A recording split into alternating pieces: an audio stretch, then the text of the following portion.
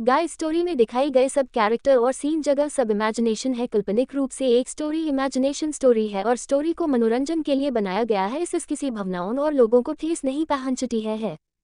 चलो शुरू करते स्टोरी। आई लेव के यू इफ यू आर डरे टू से भाई अगेन। अरमान की इस किस ने आयशा के पूरे जिस्म के तार झंझना दिए थे। पागल हुई जा रही थी वो। उसकी सांसें इस हद तक तेज हो चली कि उनका संभालना उसे मुश्किल पड़ गया। वो अब भी अरमान के कंधे पर अपना चेहरा टिकाए बैठी थी तो वही अरमान का चेहरा आयशा की गर्दन में फंसा था। वो आयशा की पीठ को सहला रहा था कि तभी उसे एक जाना पहचाना एहसास महसूस हुआ। इस एहसास के चलते उसने अपनी आंखें बंद कर ली और आंखें बंद करते ही उसे उस रात की याद आ गई। ये टच उसे उस अनजान लड़की की याद दिला रहा था। उतना ही मखमली बदन, जिस्म से उठ रही वही भीनी भीनी खुशबू जिसने अरमान को पागल कर दिया था। और तो और आयशा के होंठ भी वही मदहोशी दे रहे थे जो मदहोशी उस रात अरमान पर हावी हो गई थी। अरमान अब और अधिक गहराई के साथ आयशा के जिस्म पर अपना हाथ घुमाने लगा तो इधर आयशा की सांसें जैसे ही उसकी काबू में आई उसने अरमान के सीने पर अपना हाथ रख उसे खुद से दूर कर दिया, जिसके चलते अरमान की भी आंखें खुल गई और वो आयशा के गुस्से में तप रहे चेहरे को देखने लगा, जिसे देखते ही अरमान के होंठों पर मुस्कान फैल गई। उसने अच्छे से आयशा की हालत देखी। उसके बाल बिखर चुके थे, होंठों पर हल्की सी सूजन आ गई थी, जिन्हें देख अरमान अपना अंगूठा आयशा के होंठों पर ले आया और उस अंगूठे से उसके होंठ को सहलाते हुए बोला, लगता है पहली बार किसी ने नशीले होंठों का जाम पिया है, तभी मेरे होंठों की ताकत ये बर्दाश्त न कर सके। आयशा ने गुस्से में अरमान का हाथ झटक दिया और कहा, छोड़ो मुझे। तो वही अरमान के होंठों से अब मुस्कान गायब हो गई और उसने ठंडे लहजे में उसका चेहरा देखते हुए कहा, नहीं छोड़ूंगा। ये देख आयशा का खून खौल उठा। वो अरमान पर बेतहाशा चीख उठी, आखिर समझते क्या है खुद को आप? किसने हक दिया आपको मुझे किस करने का? होते कौन है आप मेरे इतने करीब आने वाले? अरे मैंने तो आपको अपने भाई का दर्जा दिया और आपने। मगर आयशा के शब्द उसके मुंह में ही दब गए क्योंकि अरमान ने उसके होंठों को अपने हाथ से ढक दिया और अपना चेहरा उसके चेहरे के बेहद करीब ले जाकर बेहद तेज भरी आवाज में बोला, एक बार फिर मुझे भाई कहो और फिर देखती जाओ मैं तुम्हारे साथ क्या करता हूँ। अभी तो सिर्फ किस किया है ना, लेकिन अगली बार आई लेव के यू इफ यू डरे टू से भाई अगेन। आयशा का पूरा शरीर थरथरा गया अरमान के शब्दों को सुन। वो आंख फाड़े उसे देखती ही रह गई कि तभी अरमान ने इस बार हल्की सी दबी आवाज में कहा, और याद रखना जो मैं कहता हूँ वो मैं जरूर करता हूँ। कहकर वो उससे दूर हुआ और कार से बाहर निकलते हुए बोला, रोमांस बहुत हो गया बेबी गर्ल, बाकी का रोमांस हम घर पर कंटिन्यू करेंगे। कहते हुए अरमान ड्राइविंग सीट पर आ बैठा।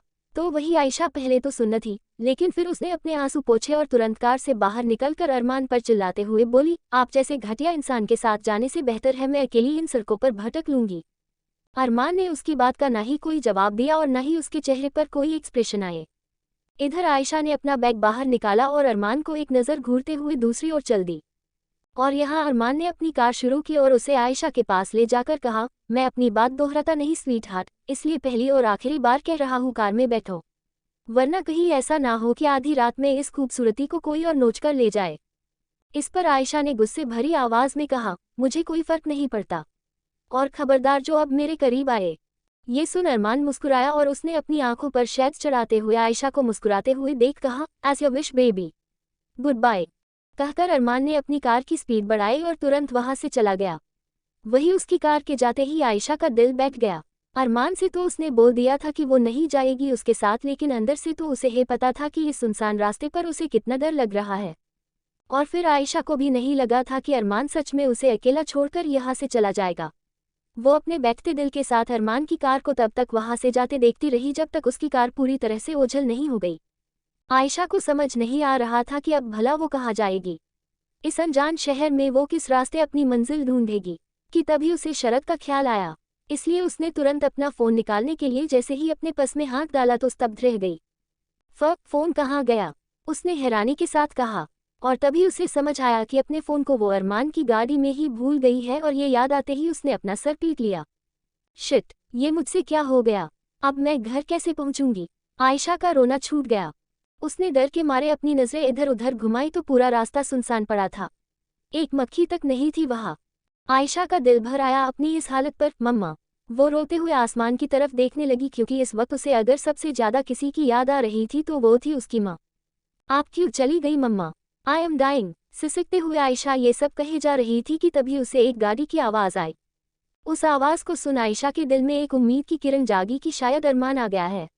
और इस उम्मीद से उसने जैसे ही अपनी गर्दन घुमाई तो देखा कुछ दूरी पर एक जीप खड़ी है जिसकी दोनों हेडलाइट से आ रही रोशनी से आयशा की आंखों में चुभन होने लगी और उसने अपना चेहरा छिपा लिया कि तभी वो लाइट बंद हुई, जिस कारण जैसे ही उसने अपनी आंखें खोली तो पाया कि उसके सामने एक जीप पर कुछ लड़के बैठे हैं। और ये देखते ही आयशा ने अपना थूक निगल लिया। वो जीप अब धीरे धीरे उसके करीब बढ़ने लगी और आयशा अपने कदम पीछे लेने लगी। कुछ ही पलों में वो जीप आयशा के एकदम सामने आ खड़ी हुई और तभी उनमें से एक आदमी ने कहा, हेलो मैडम, कहाँ जाना है? यूं रात में आप जैसी लड़कियों का अकेला घूमना सेफ नहीं, दूसरे लड़के ने कहा। आयशा उनके बोलने के ढंग से ही समझ गई थी कि वो लड़के सही नहीं है। उसने अपने थूक निगला और कहा, नहीं मैं अकेली नहीं हूँ। अच्छा, पर यहाँ तो कोई दूसरा आपके साथ नहीं दिखाई दे रहा है। कहीं ऐसा तो नहीं अपने साथ मिस्टर इंडिया को लेकर घूम रही है आप? उस लड़के की इस बात पर वो सभी हंस पड़े। ये कोई 5-6 लड़कों का ग्रुप था जिनके हाव भाव से इतना तो स्पष्ट था कि उन्होंने शराब पी रखी है। चलिए मैडम, हम आपको छोड़ देते हैं। आयशा का डर के मारे हाल खराब हुआ जा रहा था। उसका चेहरा पसीने से लथपथ हो चुका था। मैं ठीक हूँ, आप लोग प्लीज चले जाइए, कहकर आयशा वहां से आगे बढ़ गई और तभी वो जीप भी उसके साथ साथ ही चलने लगी। बात मानिए मैडम, आप जैसी खूबसूरत लड़की का अकेले घूमना सही नहीं। आइए गाड़ी में बैठ जाइए। ये सुन आयशा ने उन पर चिल्लाते हुए कहा, मैंने कहा ना मुझे आप लोगों की मदद की जरूरत नहीं है। अकेला क्यों नहीं छोड़ देते मुझे? उफ, मैडम का तो गुस्सा भी कहर है। कहते ही उनमें से आदमी गाड़ी से उतारकर बाहर आ गया और फिर उसने अगले ही पल आयशा के पास जाकर अचानक से आयशा की कलाई पकड़ ली और अपने दांत पीसते हुए बोला, क्यूरी, ज्यादा घमंड है अपनी खूबसूरती क्या? हाँ, हम तुझसे प्यार से बात कर रहे हैं ना, तो चिल्ला क्यों रही है?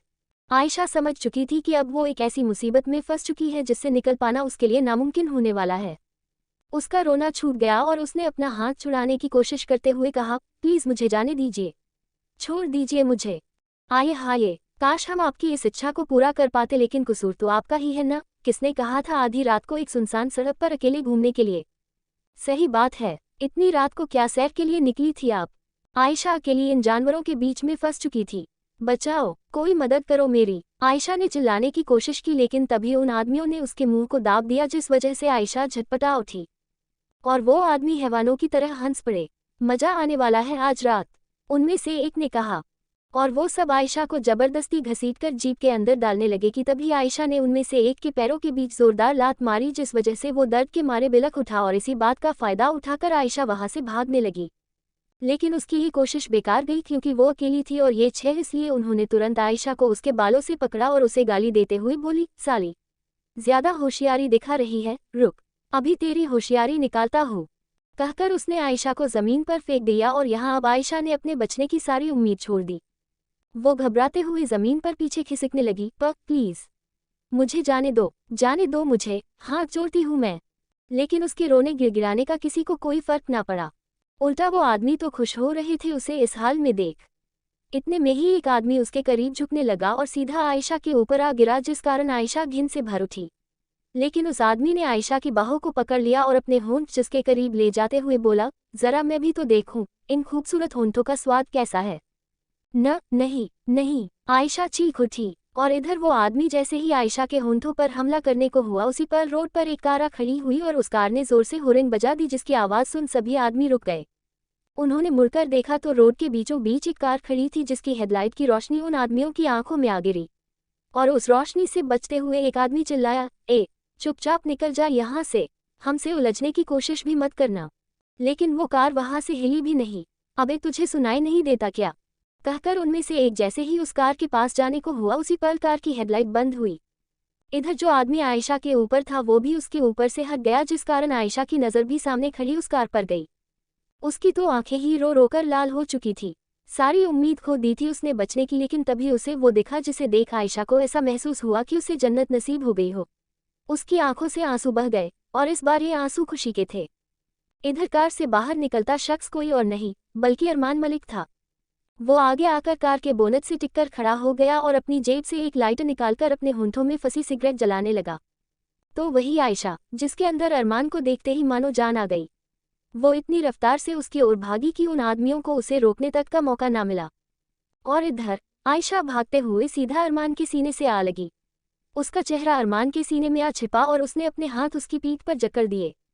जबकि कुछ ही देर पहले की ही बात थी जब वो नफरत से अरमान को देख रही थी, लेकिन वक्त ने ऐसी करवट ली कि उसने सोचा भी नहीं था कि जिस चेहरे को देख कुछ देर पहले उसे इतनी नफरत हो रही थी, अब उस चेहरे को देख वो सुकून से भर उठी। कंटिन्यूड, किस मी राइट नाउ। अरमान को वहां देख आयशा का दिल इस वक्त सुकून से भर उठा था। वो इस तरह से अरमान के सीने से चिपकी थी मानो अब उससे कभी दूर ही नहीं होगी। उसने अपना चेहरा पूरी तरह से अरमान के सीने छिपा लिया और अपने आंसुओं से उसके सीने को भिगोने लगी। और तभी पीछे खड़े उन आदमियों ने अपनी तेज आवाज में कहा, ए लड़की को हमें वापस कर दे, नहीं तो यहाँ से चल के जाने के लायक नहीं बचेगा।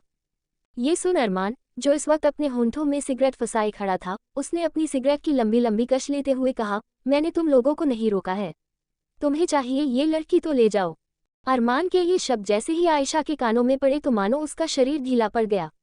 जो हाथ उसने इतनी मजबूती से अरमान की पीठ पर कसे थे उनकी पकड़ अचानक से कमजोर पड़ गई और उसने हैरान नजरों से अरमान से अलग होकर उसकी आंखों में देखा, मानो ये यकीन करने की कोशिश कर रही हो कि अभी अभी अरमान ने क्या कहा। तो वही वो आदमी अरमान की इस बात को सुन खुश हुए और तभी उनमें से एक अपने साथी से बोला, जा लेके आ लड़की को, समझदार है छोकरा। ये सुन वो दूसरा आदमी मुस्कुराते हुए आयशा के पास आने लगा तो वही आयशा तो बदहवास सी अरमान के सीने से चिपक गई और गिड़गिड़ाते हुए बोली, नहीं, आप ऐसा नहीं कर सकते, मुझे बचा लीजिए, मैं आपके हाथ जोड़ती हूँ। कहते ही आयशा अरमान के पैरों में जा गिरी और बोली, मैं आपके पैर तक पड़ने को तैयार हूँ, बस मुझे बचा लीजिए। तो वही अरमान मानो बेफिक्र सा अपनी सिगरेट पीने में व्यस्त था और उधर आयशा जैसे जैसे उस आदमी को अपने करीब आता देख रही थी वैसे वैसे उसके दिल की धड़कनें तेज होती चली जा रही थी। वो एक बार फिर अरमान के पैरों के जा गिरी और बोली, प्लीज मुझे बचा लीजिए, प्लीज। उस सुनसान सड़क पर केवल आयशा की चीख गूंज रही थी जिन्हें सुनने वाला शायद कोई नहीं था।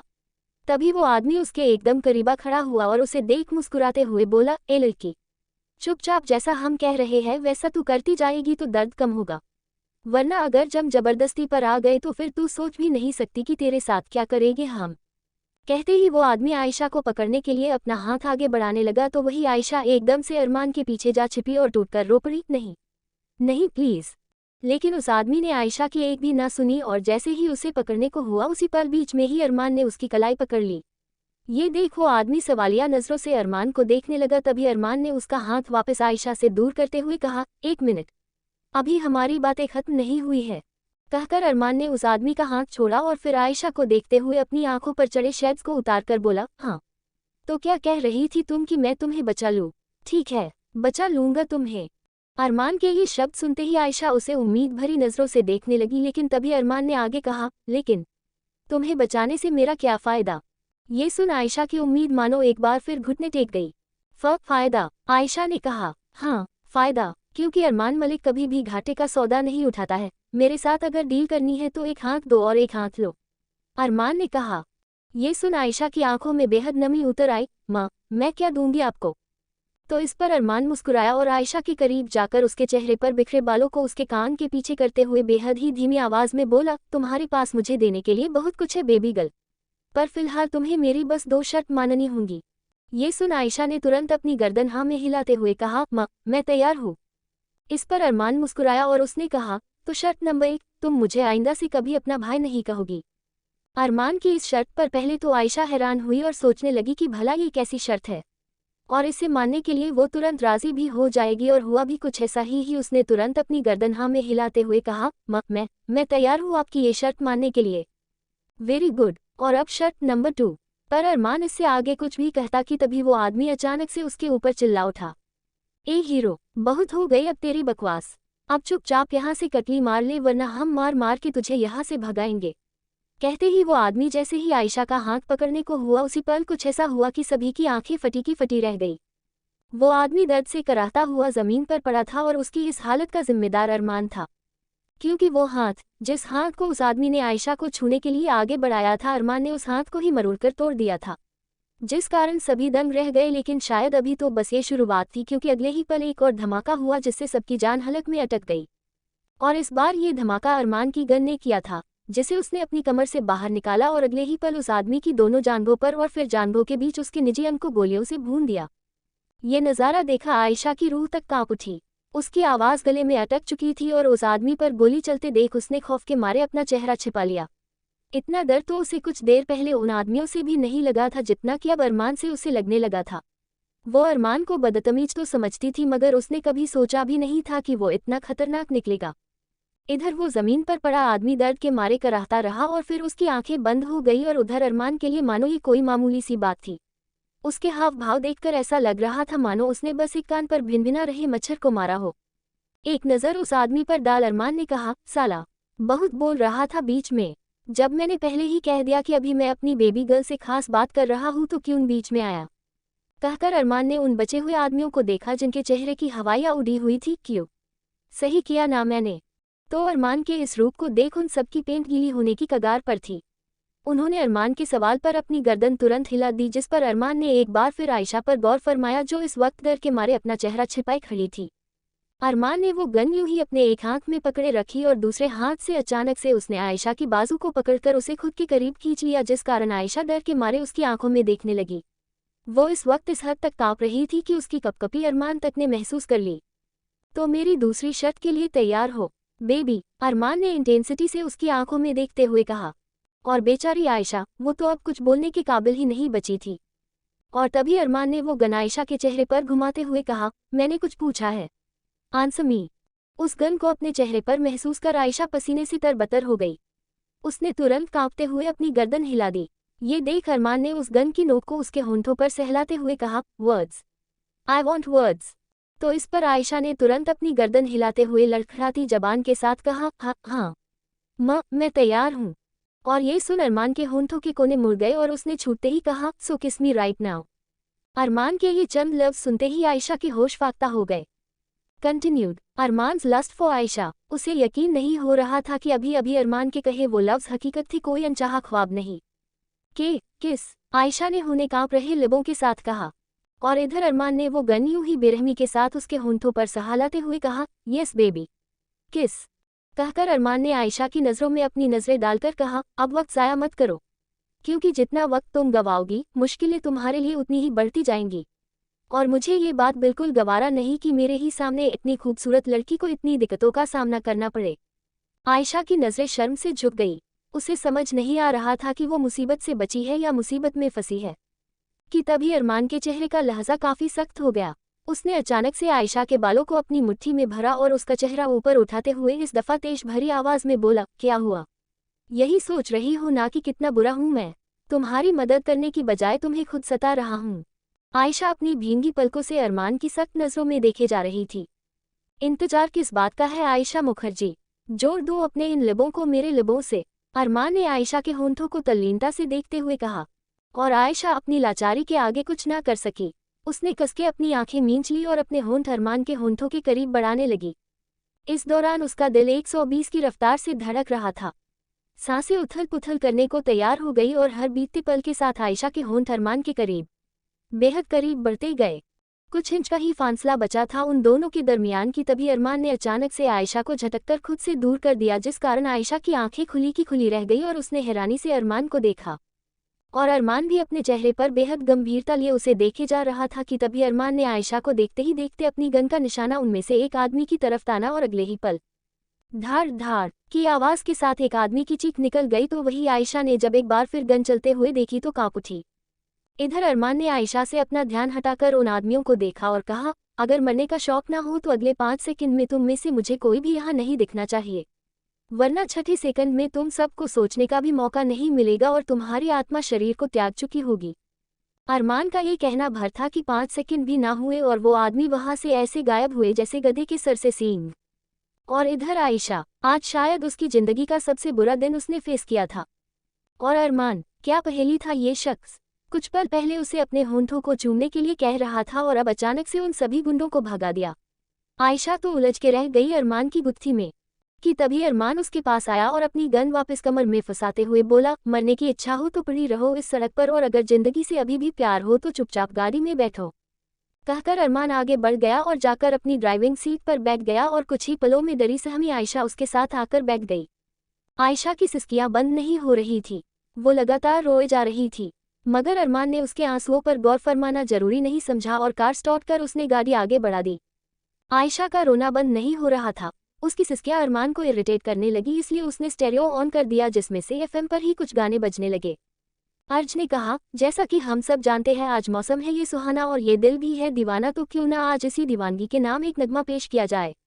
तो लीजिए, हाजिर है इस खूबसूरत शाम का पहला नगमा। और इसी के साथ उस कार में अरमान की सोच से परे एक गाना गूंजने लगा। मिलने है मुझसे आए, फिर जाने क्यों तन्हाई, किस मोड़ पे है लाए आशिकी। खुद से है या खुदा से, इस पल मेरी लड़ाई, किस मोड़ पे है लाए आशिकी। अरमान को रोमांटिक गानों में क्या बल्कि रोमांस तक में कोई दिलचस्पी नहीं थी। उसके लिए लड़कियां मतलब वन नाइट स्टैंड। लेकिन अब जब अचानक से ये गाना बज उठा तो उसकी नज़र अनायास ही आयशा पर चली गई। आशिकी बाजी है ताश की, टूटते बनते विश्वास की।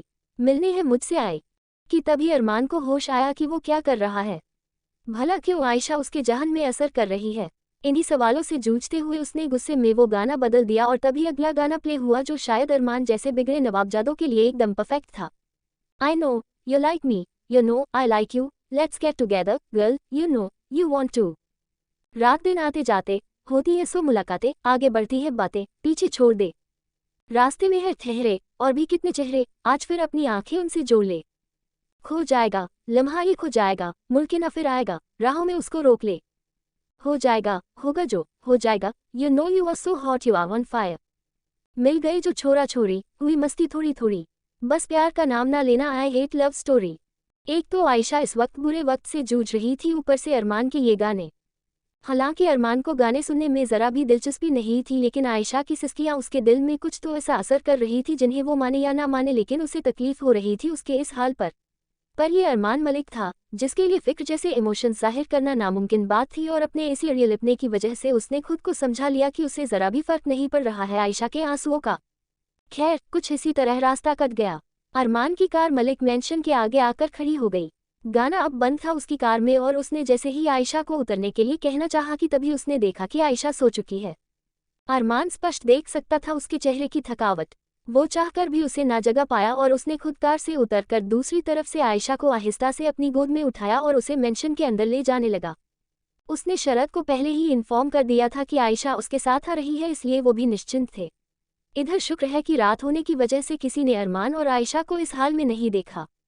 अरमान आहिस्ता से आयशा को उसके कमरे तक लेकर आया और अंदर कमरे में आकर उसने उसे आराम से बिस्तर पर लिटा दिया, और जैसे ही उससे दूर होने को हुआ उसी पल आयशा ने नींद में ही उसकी कलाई थाम ली और धीरे से बड़बड़ाते हुए बोली, मत जाइए प्लीज। इसी तरह आयशा कुछ न कुछ बोले जा रही थी। अरमान ने काफ़ी कोशिश की उससे अपना हाथ छुड़ाने की, लेकिन आयशा ने उसका हाथ न छोड़ा, जिस कारण अरमान को भी वही उसके साथ सिरहाने पर बैठना पड़ा। और आयशा वो अरमान का हाथ अपने सीने से लगा के लेट गई, तो वही अरमान ने जब अपना हाथ आयशा के सीने पर महसूस किया तो उसके अंदर भी एक अजीब सी फीलिंग जागने लगी, और उस फीलिंग को लस्ट कहना सही होगा, क्योंकि अरमान बेहद लिस्टी था, जिसकी एक खास वजह यह भी थी कि उसकी जिंदगी में लड़कियों का एक हिस्सा ऐसा था जिसे उसने केवल लस्ट भरी नज़रों से देखा, तो वही दूसरा हिस्सा ऐसा था जिसे अरमान ने कभी तमीज से देखा तक नहीं। मगर आयशा वो कुछ अलग सा असर कर रही थी अरमान के दिल में। आयशा वो लड़की थी जिसे अरमान छूना भी चाहता था और साथ ही साथ उससे दूर भी रहना चाहता था, क्योंकि वो जानता था कि आयशा एक नाजुक सी सीधी साधी मासूम लड़की है और अपनी लस्ट में आकर के वो उसकी ज़िंदगी बर्बाद नहीं करना चाहता था। अरमान ने जैसे तैसे आयशा से अपनी नज़रें हटाई और फिर अपने एक आदमी को कॉल कर कहा, एक गाड़ी का नंबर भेज रहा हूँ, उसमें जितने भी लड़के थे सब के सब कल तक मुझे जिंदा चाहिए। काम हो जाएगा सर, दूसरे आदमी ने कहा, और अरमान ने फ़ोन रख दिया, जिसके साथ ही उसके चेहरे पर बेहद ही भयानक भाव आ गए। दरअसल उसने उन्हीं लड़कों को उठवाया था जिन्होंने आयशा को आज परेशान किया था। वो चाहता तो उसी वक्त उन सबको गोलियों से भून डालता, लेकिन फिर इन सब से आयशा डर जाती, इसलिए उसने उन आदमियों को जाने दिया। लेकिन अब अरमान उनका जो हाल करेगा उससे तो उन्हें भगवान भी नहीं बचा सकते। अगली सुबह आयशा के शरीर ने हलचल शुरू की। हर चीज़ से बेखबर उसने कसमसाते हुए अपनी आंखें खोलनी शुरू की। आंखें बंद किए ही आयशा के होंठों पर एक मुस्कान तैर गई और उसने महसूस किया कि वो इस वक्त किसी की बाहों में लिपटी लेटी है। पहले तो आयशा नींद में होने की वजह से कुछ भी ना समझ पाए, मगर तभी उसने धीरे से उस शख्स पर अपने हाथ चलाए तो उसे एहसास हुआ कि इस शख्स ने तो शर्ट भी नहीं पहनी है, और वो यूं ही उस शख्स के सीने पर अपना सिर रख के सोई है। शुरुआत में तो आयशा को ये किसी सपने सा लगा, लेकिन जैसे ही उसने अपने सीने पर किसी का हाथ महसूस किया तो मानो उसके दिल ने धड़कना बंद कर दिया, और अचानक से आयशा ने अपनी आंखें खोली, जिसके साथ ही उसने खुद को और अरमान को जिस हालत में देखा तो मानो उसका जिस्म थरथरा उठा। कंटिन्यूड। रेपिस्ट अरमान। खुद को अरमान की बाहों में देख आयशा के होश उड़ चुके थे। उसने गौर किया कि इस समय वो दोनों किस तरह एक दूसरे से लिपट कर लेटे थे। अरमान इस पल शर्टलेस था तो वही आयशा के हाथ ने उसकी कमर को जकड़ रखा था, मानो वो उसके लिए उसका फेवरेट टेडी बियर हो। कि तभी आयशा की नज़र अरमान के चौड़े सीने पर गई। पहली दफ़ा इतनी नज़दीक से उसने किसी मर्द को देखा था और वो भी इस हाल में। आयशा का तो दिमाग ही सुन्न पड़ गया कि तभी उसने एक झटके में अपना हाथ अरमान से दूर किया और अगले ही पल बिस्तर से उठ खड़ी हुई और गुस्से में अरमान को घूरने लगी। कुछ देर बाद अरमान के ऊपर किसी ने जोर से फेंककर बाल्टी भर पानी दे मारा, जिस कारण वो तुरंत नींद से जाग बैठा और उसका खून खौल गया। ये देख कि आखिर किसने इतनी जुर्रत की उसके साथ ऐसी हरकत करने की। कि तभी उसने अपनी गर्दन उठाकर देखा तो सामने गुस्से में उबलती हुई आयशा खाली बाल्टी लिए खड़ी थी और ये देख अरमान पल भर में समझ गया कि ये किसका किया धरा है। आयशा बेचारी पूरी तरह से अनाजन थी कि उसने अभी अभी जो हरकत की है उसका क्या अंजाम भुगतना पड़ सकता है उसे। कि तभी अरमान बिस्तर से उठ खड़ा हुआ और 1 मिनट तक न लगा आयशा को सोचने समझने में कि तब तक अरमान उसे खींचते हुए वॉशरूम में ले आया था और अगले ही झटके में आयशा का मुंह पानी से भरी हुई बाल्टी के भीतर था। ये सब इतनी जल्दबाजी में हुआ कि उसे खुद को बचाने का मौका तक ना मिला। और अरमान, वो तो मानो अपने गुस्से में पागल हो चुका था, क्योंकि आज तक किसी की हिम्मत भी नहीं हुई थी कि कोई उसे नजरें उठाकर भी देखे और ये कल की आई हुई लड़की उससे ऐसे बर्ताव कर रही थी मानो वो उसके इश्क में पागल पिया हो। अरमान बेहद ही तेज में आयशा की गर्दन पर अपनी पकड़ मजबूत किए उसका सर पानी में डुबोए रहा जब तक कि आयशा की सांस ना घुटने लगी। कि तभी अरमान ने उसका मुंह पानी से बाहर निकाला और अब जाकर आयशा की जान में जान आई। वो सांस लेने के लिए इस हद तक मशक्कत कर रही थी जिसकी कोई हद नहीं। उसकी आंखें घबराहट की वजह से बंद थी और अरमान ने उसके चेहरे को देख दांत पीसते हुए कहा, शायद तुम्हारी औकात से ज्यादा नरमी से पेश आ गया तुमसे। तभी ये भूल गई कि अगर अरमान मलिक पर कोई उंगली भी उठाता है तो मैं उसका हाथ काट देता हूँ और तुम जैसी 1.5 फुट की लड़की मेरे साथ बदसलूकी कर रही है। ये कहते ही अरमान ने जैसे ही उसका सिर दोबारा पानी में डुबोना चाहा उसी पल आयशा झटपटा उठी और लड़खड़ाते शब्दों का सहारा लेकर बोली, नहीं नहीं माँ, मुझसे गलती हो गई है, प्लीज आई एम सॉरी। कोई और होता तो शायद अरमान उसकी एक भी ना सुनता, लेकिन ये आयशा थी। वो आयशा जो उसके पत्थर जैसे दिल में जज्बात जगा रही थी, इसलिए ना चाहते हुए भी अरमान के हाथ रुक गए और उसने झटक कर उसे छोड़ दिया। आयशा गिरते गिरते बची और वो अपनी सांसें संभालते हुए दीवार से लगकर खड़ी हो गई। इधर अरमान ने उसे अपनी उंगली दिखाते हुए कहा, कल से लेकर आज तक तुम पर तमाम एहसान कर चुका हूँ और उसके बदले में तुम मेरे साथ ये कर रही हो, पानी फेंक रही हो मुझ पर। कि तभी आयशा के सब्र का बांध टूट गया। वो अपनी सांसें काबू कर अरमान पर चिल्लाते हुए बोली, तो फिर क्या करूँ? हाँ, इज्जत की उम्मीद कर रहे हैं आप मुझसे? मेरे साथ पूरी रात मेरे ही बिस्तर पर बिता के अपने एहसान के बदले मेरा फायदा तो उठा लिया ना आपने? चुप! अरमान इतनी जोर से चीखा कि आयशा की रूह तक कांप उठी और इधर अरमान का हाथ उठते उठते रह गया आयशा के ऊपर। आयशा अपनी आंसुओं से सनी आंखों से अरमान को देख रही थी कि तभी अरमान बेहद क्रोध में धधकते हुए उसके करीब आया और उसकी बाजू को मजबूती के साथ पकड़ते हुए बोला, अब एक और शब्द कहा ना तो यही खड़े खड़े लाश बना दूंगा। और क्या कहा तुमने? फायदा उठाया मैंने तुम्हारा? तो एक बात कान खोलकर सुन लो, मैं बुरा हूँ, बहुत बुरा, लेकिन तुम जैसी बेवकूफ़ और बददिमाग लड़की का नींद में फ़ायदा उठाने वाला कोई रेपिस्ट नहीं। आयशा एकटक अरमान की आग उगल रही आंखों में देखे जा रही थी। गुस्सा तो वो अरमान का तब से देख रही थी जब से उससे मिली थी, लेकिन आज इस गुस्से में बात अलग थी। आयशा को ना चाहते हुए भी एक अजीब सी गिल्ट की भावना खाने लगी कि उसने जाने अनजाने उस शख्स पर उंगली उठाई है जिसने कल उसकी इज्जत को बेआबरू होने से बचाया। इधर अरमान ने झटक कर आयशा का हाथ छोड़ा और उससे आखिरी लफ्ज बोला, और खबरदार, जो अब तुम मेरे सामने भी आ गई वरना तुम्हें पछताने का भी मौका नहीं दूंगा। ये कहते ही अरमान बिना आयशा को देखे वहां से बाहर चला गया और इधर आयशा अब भी जमी सी दीवार से चिपकी खड़ी थी। उसकी आंखों से आंसू की बूंद निकल गई जिसे पोंछते हुए उसने खुद की हालत को देखा जो एकदम सही थी। उसके कपड़ों से लेकर के उसका जिस्म, सब कुछ सही सलामत था। मगर गलती आयशा की भी नहीं थी। जब से उसके साथ वो काली रात वाला हादसा हुआ था तब से उसे काफी गहरा सदमा पहुंचा था, जिस कारण अब उसे हर मर्द की छुअन से नफरत सी होने लगी थी। और यही वजह थी कि आज सुबह जब उसने अरमान और खुद को इस हालत में देखा तो उसे लगा कि अरमान ने नींद में उसके साथ कुछ गलत किया, जिस कारण बिना सोचे समझे ही आयशा ने नींद में ही अरमान पर भर बाल्टी पानी फेंक मारा, जो कि बेशक काफी इंसल्टिंग था। आयशा अपने ख्यालों में उलझी ही थी कि तभी उसके रूम का गेट नॉक हुआ, जिसकी आवाज़ सुन आयशा ने अपने आंसू पोंछे और रूम में आकर उसने दरवाज़ा खोला तो दरवाजे पर जूलिया खड़ी थी। आप यहाँ? आयशा ने सवाल किया। और इधर जूलिया, जिसके हाथ में नाश्ते की प्लेट थी, उसने उस प्लेट को अंदर आकर टेबल पर रखते हुए कहा, मैंने सोचा कल रात आप काफ़ी थक गई होंगी तो क्यों ना नाश्ता रूम में ही ले चलूं। कहकर जूलिया फिर से आयशा के पास आए और थोड़ी परेशानी भरी आवाज़ में बोली, वैसे क्या हुआ था आयशा मैम? कल रात आप और अरमान सर? जूलिया की बात सुन आयशा हैरानी से उसे देखने लगी। आपने मुझे कल रात उनके साथ देख लिया था क्या? अरे क्यों नहीं, मैंने अपनी आंखों से देखा था कि सर आपको अपनी गोद में उठाकर रूम में छोड़ने आए थे। जूलिया की इस बात पर आयशा की नज़रें सवालों से घिर गई। हाँ, वो शायद मैं कार में ही सो गई थी इसलिए। लेकिन आपकी शक्ल देखकर तो कुछ और ही लग रहा था। बाल एकदम बिखरे, कपड़े भी अस्त व्यस्त, और इन सबसे ज्यादा शॉकिंग तो मेरे लिए अरमान सर का बिहेवियर था। मैंने आज तक उन्हें कभी किसी की इतनी केयर करते नहीं देखा, जूलिया ने कहा। ती वही आयशा अब उसे दिलचस्पी के साथ देखने लगी। केयर? और नहीं तो क्या। अरे हुआ क्या, मैं आपको शुरू से बताती हूँ।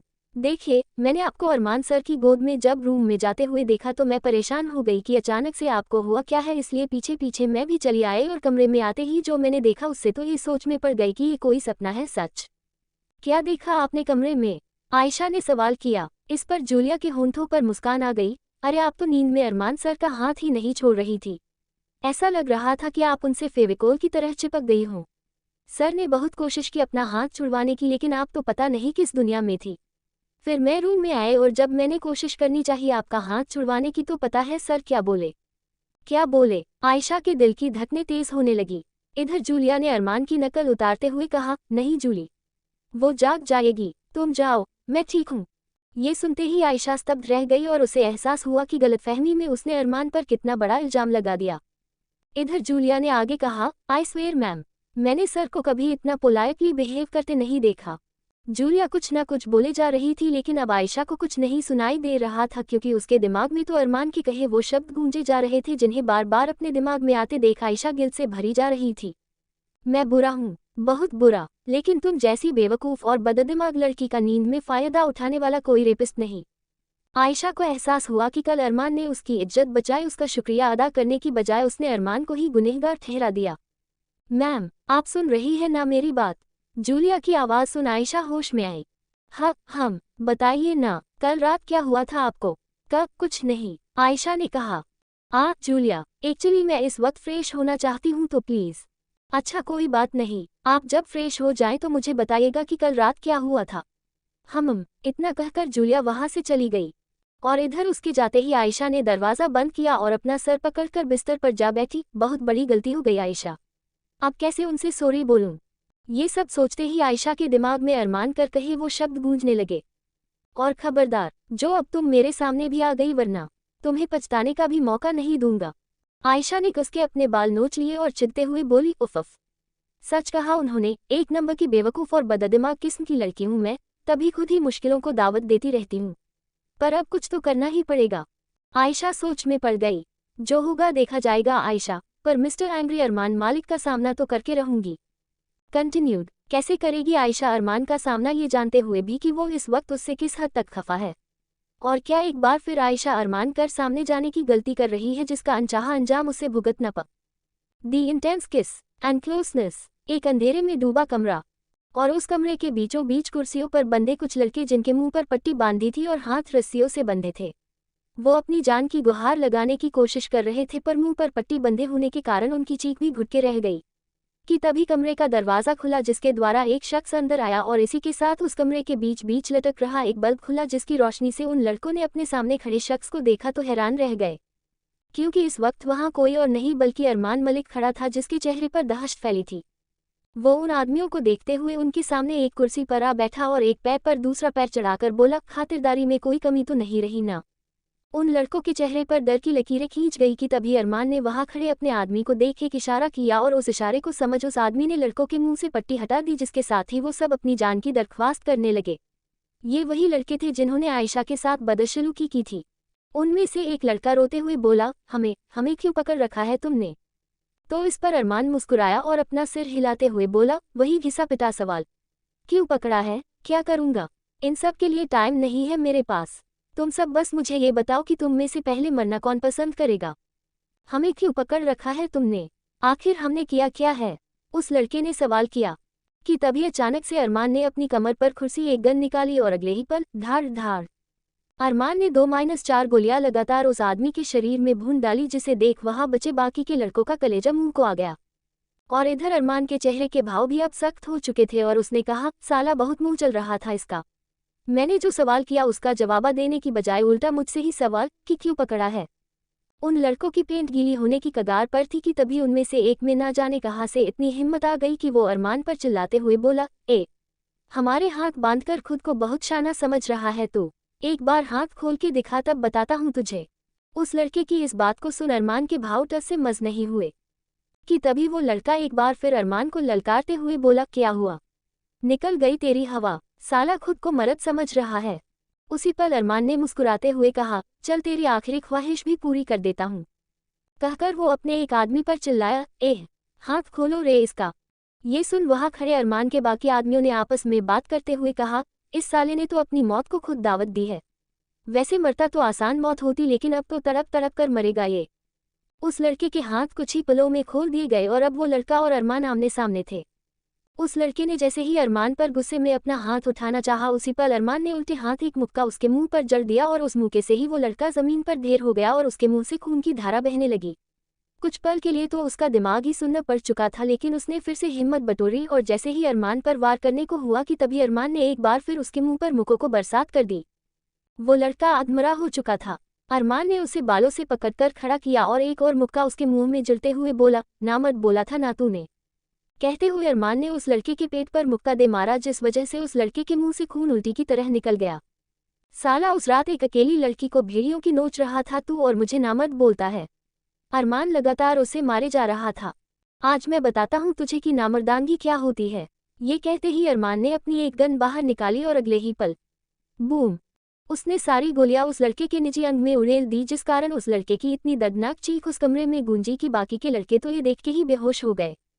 तो वही अरमान ने अपने चेहरे पर पड़े खून के छींटे साफ करते हुए अपने आदमी से कहा, ये मरना नहीं चाहिए, क्योंकि अगर ये मर गया तो इसकी सज़ा खत्म हो जाएगी और मैं चाहता हूँ कि ये जिंदगी भर ये सोच के तड़पे कि काश आज के दिन मैंने इसे मार डाला होता।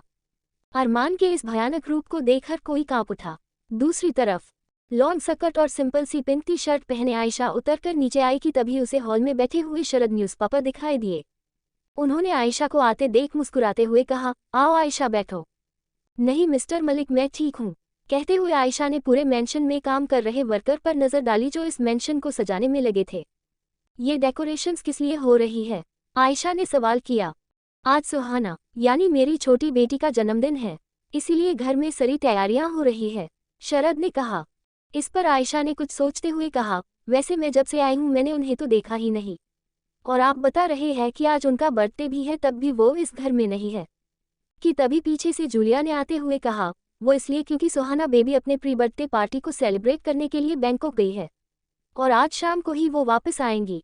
ये सुनने अपनी गर्दन हिला दी। कि तभी शरद ने उससे सवाल किया, अच्छा आयशा बेटा, कल रात तुम घर टाइम पर आ गई थी ना? मेरी अरमान से बात हो गई थी इसलिए मैं भी निश्चिंत हो गया। वैसे तुम्हें कोई प्रॉब्लम तो नहीं हुई ना? शरद के इस सवाल पर आयशा खामोश रह गई कि तभी जूलिया ने अपना मुंह खोल दिया, अरे कल रात की तो आप पूछिए ही मत मलिक सर, कल रात तो आयशा मैम। पर इससे आगे जूलिया कुछ भी कहती कि तभी आयशा तुरंत बीच में ही बोल पड़ी, मैं ठीक से घर आ गई थी, मुझे कोई प्रॉब्लम नहीं हुई। ये कहते हुए आयशा ने आंखों ही आंखों में जूलिया को चुप रहने का इशारा किया, जिसे देख जूलिया पहले तो उसे सवालिया नजरों से देखने लगी, लेकिन फिर उसे अपना मुंह बंद करना पड़ा। तभी शारद ने कहा, चलो अच्छा हुआ कि तुम सही से घर आ गई, वरना अरमान, अब उसके बारे में तुमसे क्या ही छिपाऊं। काफी शॉर्ट टेम्पर्ड है वो, किसी की बात नहीं सुनता, इसलिए मुझे चिंता हो रही थी कि कहीं तुमसे भी वो कोई बहस न करने लगे। तो आयशा ने जबरदस्ती की मुस्कान अपने होंठों पर ओढ़ी और अपनी नजरें इधर उधर घुमाने लगी, क्योंकि वो अरमान से मिलना चाहती थी लेकिन वो पूरे मेंशन में उसे कहीं ना दिखा। तभी मेन गेट से कुछ लोग अंदर आने लगे जिनके हाथ में कुछ था। उन्हें आते देख शरद उनके पास जाकर अपने एक सर्वेंट से बोले, इसे आयशा मैम के कमरे में रखवा दो। आयशा ने कहा, पर इसमें क्या है? आज रात तुम्हारी पार्टी में पहने जाने वाली ड्रेस। शरद ने कहा, लेकिन मैं ये पार्टी नहीं अटेंड करूंगी। आयशा की इस बात पर शरद हैरानी से उसे देखने लगे। आयशा, मैं जानता हूँ कि तुम ये बदलाव इतनी जल्दी एक्सेप्ट नहीं कर पा रही हो, लेकिन बेटा प्लीज मेरी आज के लिए बात मान लो। यकीन मानो, पार्टी अटेंड करोगी तो तुम्हें भी अच्छा लगेगा और इसी बहाने तुम्हारी मुलाकात भी मैं अपने कलीग से करवा दूंगा। शरद ने आयशा से इंसिस्ट किया। इधर आयशा का बिल्कुल मन नहीं था कोई पार्टी अटेंड करने के लिए, लेकिन तभी पीछे से जूलिया बोली, हाँ आयशा मैम प्लीज मना मत करो। सभी की इतनी जिद की वजह से आयशा इनकार ना कर पाई। ओके। ये सुन शरद ने मुस्कुराते हुए आयशा से कहा, थैंक यू बेटा। और इसी तरह ये दिन बीत गया और शाम चढ़ आई। मलिक मेंशन किसी जन्नत से कम नहीं लग रहा था। हर जगह आंखों को चौंधिया देने वाली रोशनी और बेहिसाब सजावट, सब कुछ बेहद खूबसूरत लग रहा था। धीरे धीरे करके गेस्ट्स भी आने शुरू हुए, तो वही एक आलिशान कमरे में बैठी एक लड़की, जिसका मेकअप आर्टिस्ट इस समय मेकअप कर रही थी, उस लड़की ने उस आर्टिस्ट से कहा, मुझे मेरा मेकअप बेस्ट चाहिए, क्योंकि मुझे मंजूर नहीं कि आज के दिन कोई भी मुझसे ज़्यादा खूबसूरत दिखे। उस लड़की के बात करने के ढंग से ही पता चल रहा था कि वो किस कदर अपने अहंकार में डूबी है। उसी पल उसका फ़ोन बज पड़ा और अपने फ़ोन पर फ्लैश हो रहे नंबर को देख एक तीखी मुस्कान उसके होंठों पर तैर गई। उसने कॉल रिसीव की, तभी दूसरी तरफ से एक लड़का बोला, मैं ये क्या सुन रहा हूँ? जो कुछ हमारे बीच में हुआ था वो तुम्हारा एक प्रैंक था। ये सुन उस लड़की ने अपने नेल्स को देखते हुए कहा, ऑफकोर्स डार्लिंग, अच्छा हुआ तुम्हें टाइम पर सब कुछ पता चल गया, क्योंकि मैं भी ये ड्रामा करते करते थक गई थी। तुमने मेरी फीलिंग्स का मजाक बना के रख दिया, तुम ऐसा कर भी कैसे सकती हो? वो लड़का गुस्से में बोला, और तुम जैसे दो कौड़ी के इंसान ने ऐसा सोच भी कैसे लिया कि सुहाना मलिक तुम्हें डेट करेगी? हाँ, ये नवाबजादी कोई और नहीं बल्कि शरद की छोटी और लाडली बेटी सुहाना थी। अब इनकी तारीफ में क्या ही कहें, क्योंकि इन्होंने आज तक तारीफ के काबिल कोई काम ही कहाँ किया है।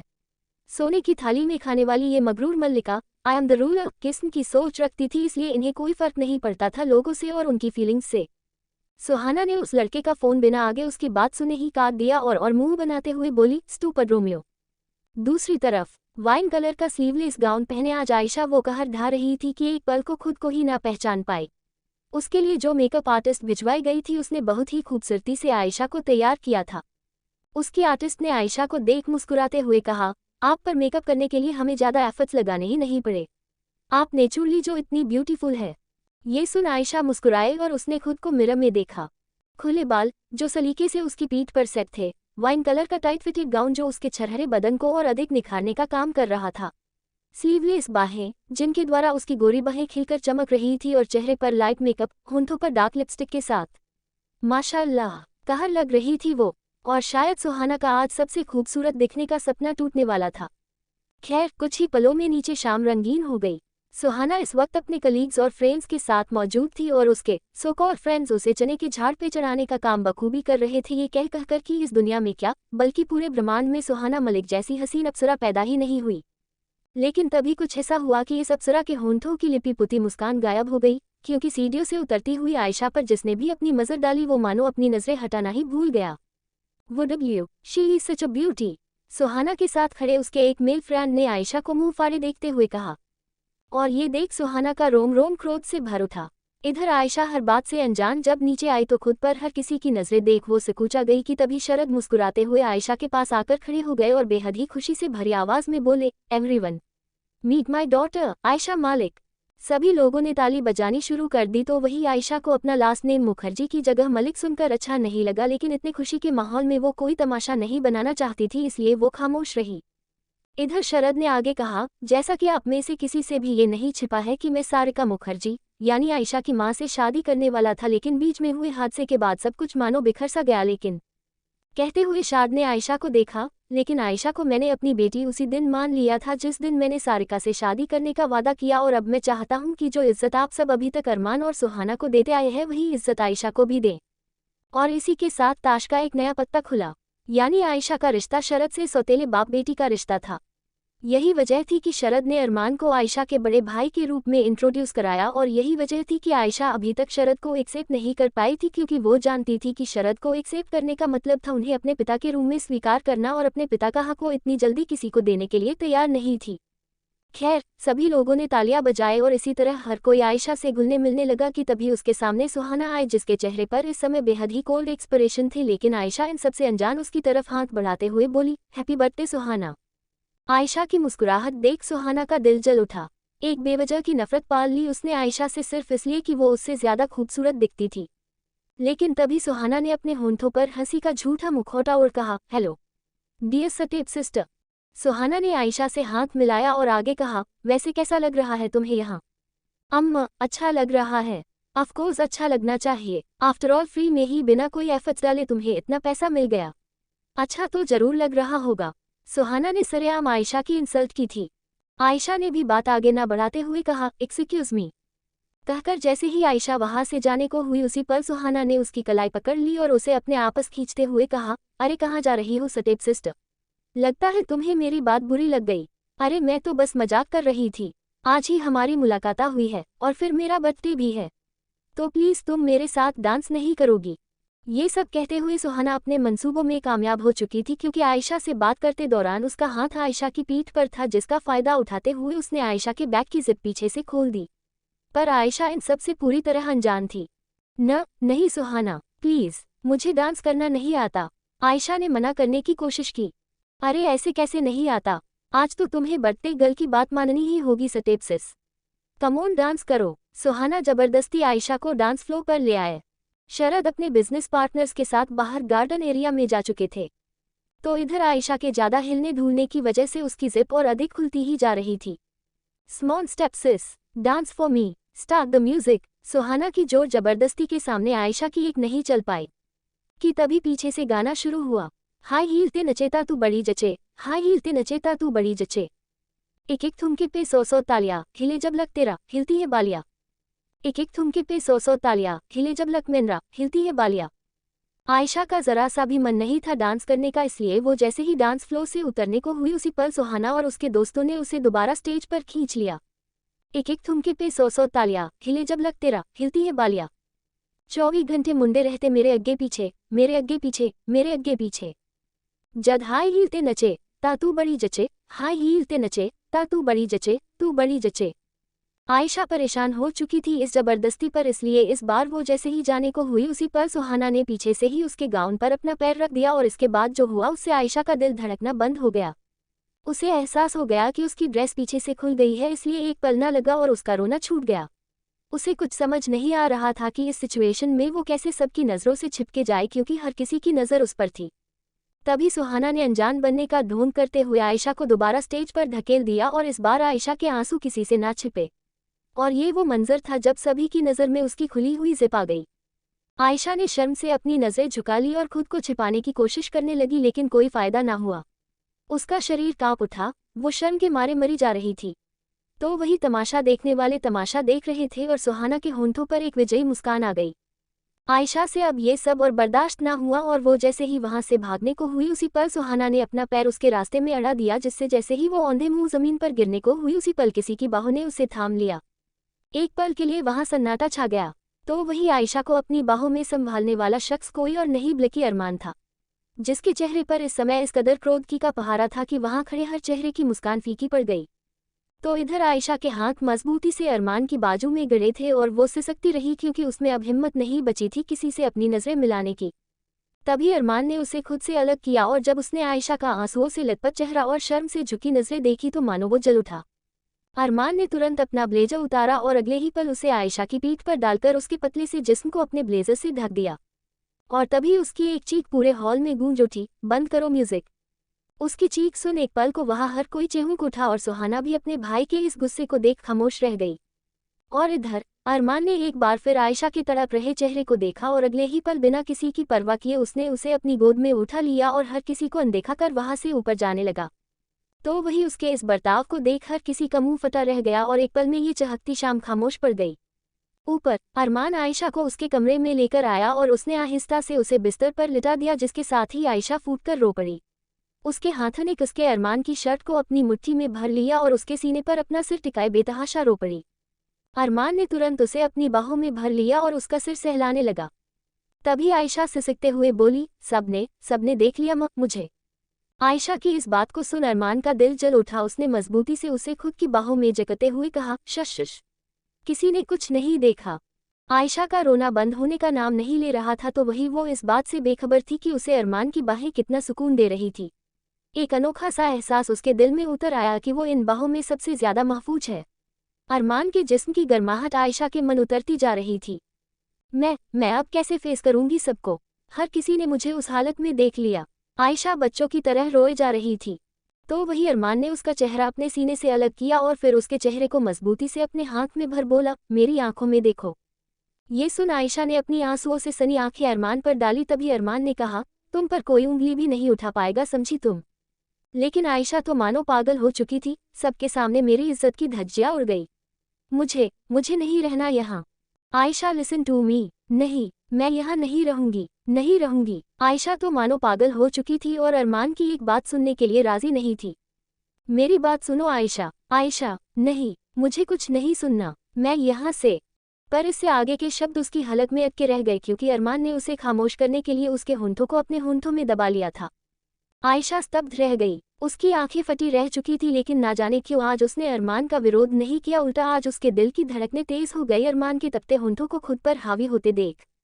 आयशा का रोना और उसकी सिसकियां शांत हो गई और अगले ही पल उसने धीरे से अपनी भींगी पलकें बंद कर ली और अपने नाखून कसके अरमान की पीठ में गड़ा दिए और कर दिया खुद को अरमान के हवाले। होश वालों को खबर क्या बेखुदी क्या चीज़ है, इश्क कीजिए फिर समझिए जिंदगी क्या चीज़ है। होंठ उसके चूमकर दिल ने आफत की है, मोहब्बत कीजिए फिर समझिए बर्बादी क्या चीज़ है। Continued breath baby breath and his touch. और एक सच्चाई का खुलासा। अरमान के होंठ इस पल पूरी तरह से आयशा के होंठों पर हावी थे। उसके पूरे बदन का भार आयशा के ऊपर आ गया तो वही एक अनजान एहसास के चलते आज आयशा ने भी अरमान को अपनी मनमानी करने दी और अपनी आंखें बंद कर खुद को अरमान की बाहों में सौंप दिया। और अरमान, वो पागल हुआ जा रहा था आयशा के होंठों के मखमली एहसास से। दोनों की सांसें आपस में उलझने लगी कि तभी अरमान ने महसूस किया कि आयशा सांस नहीं ले रही है और ये महसूस करते ही अरमान ने धीरे से उसके होंठों को रिहा किया और फिर उसकी पीठ से हिलाते हुए लंबी आहें भरते हुए बोला, ब्रेथ बेबी ब्रेथ। ये सुनते ही अमायरा ने काफी देर से रुकी अपनी सांस खींची, मानो कुछ समय पहले वो सांस लेना ही भूल गई हो। और अरमान ने जब महसूस किया कि अब आयशा ने जरूरत के हिसाब से सांस खींच ली है तो एक बार फिर उसने आयशा के लबों को अपने दांतों तले दबा दिया, जिससे आयशा की सिसकी निकल गई आहे। मगर अरमान सब कुछ भूलकर आयशा के होंठों में इस कदर मशरूफ हो गया मानो उसके लिए दुनिया जहान का सबसे कीमती काम यही हो। कि तभी हमेशा की तरह दो मदहोशी में डूबे जिस्मों को बेजार करने के लिए एक फ़ोन की घंटी बज पड़ी, जिसकी आवाज़ अरमान की जेब से आ रही थी। इस आवाज़ को सुन आयशा और अरमान को ऐसा एहसास हुआ कि किसी ने उन्हें एक हसीन और मदहोशी के नशे में चूर हो चुके ख्वाब से जगा दिया हो। अरमान और आयशा दोनों ही रुक गई। वो बात अलग थी कि अरमान के होंठ अभी भी आयशा के होंठों की रखवाली कर रहे थे, पर बहुत ही जल्द अरमान ने ये पहरेदारी भी हटा दी और अचानक से आयशा के ऊपर से उठ खड़ा हुआ।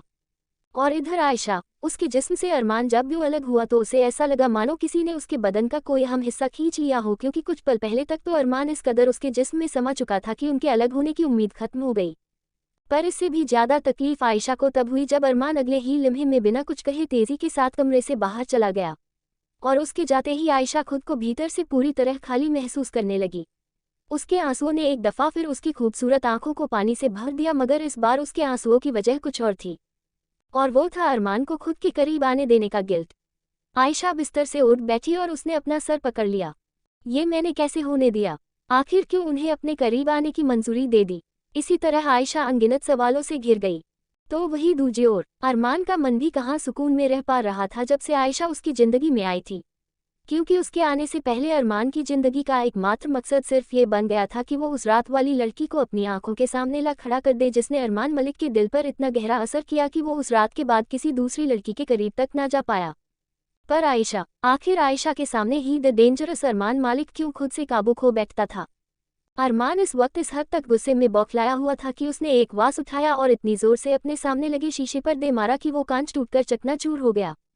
और तभी उसने अपने क्रोध की लौ में तप रहे चेहरे के साथ कहा, मैंने किसी को यह हक नहीं दिया कि कोई बिना मर्जी के मेरे दिमाग में भी दस्तक दे, पर ये एक लड़की पागल कर दिया है, इस एक लड़की ने मुझे।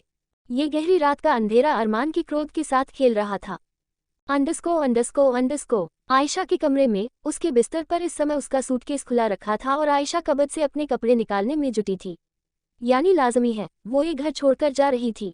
उसके आंखों से आंसू बहे जा रहे थे और वो बार बार उन्हें अपनी उंगलियों से पोंछती जा रही थी, मगर ना जाने कब तक ये सिलसिला चलने वाला था, क्योंकि उसकी दशा ऐसी हो चुकी थी मानो ये आंसू लंबे वक्त तक उसके साथ ही चलेंगे। आयशा का अब दम घुटने लगा था इस घर में, और ये कहना भी गलत नहीं होगा कि जब से वो यहाँ आई थी तब से उसके साथ कुछ भी अच्छा नहीं हुआ था। इसलिए वो थक चुकी थी अपनी जिंदगी को एक रोलर कोस्टर राइड बनते देख। उसी पल कमरे में जूलिया का आना हुआ, जिसने आयशा को जब सामान बैग में रखते हुए देखा तो परेशानी से उसके पास आए। आयशा मैम, ये सामान किस लिए पैक कर रही है आप? नीचे केक काटने का वक्त हो गया है और मलिक सर ने आपको बुलाया है। उनसे कह दो मेरा सर दर्द हो रहा है, मैं नहीं आ पाऊंगी, आयशा ने कहा। और इसी दौरान जूलिया ने देखा कि आयशा रो रही है। क्या हुआ आयशा मैम, आप रो रही है? नहीं, मैं ठीक हूँ, तुम प्लीज जाओ। आयशा की आवाज में चिड़न आ गई। नहीं, मैं ऐसे नहीं जाऊंगी। अरे आप रो रही है और सामान भी पैक करने में लगी है, आखिर बता क्या है, हुआ क्या है?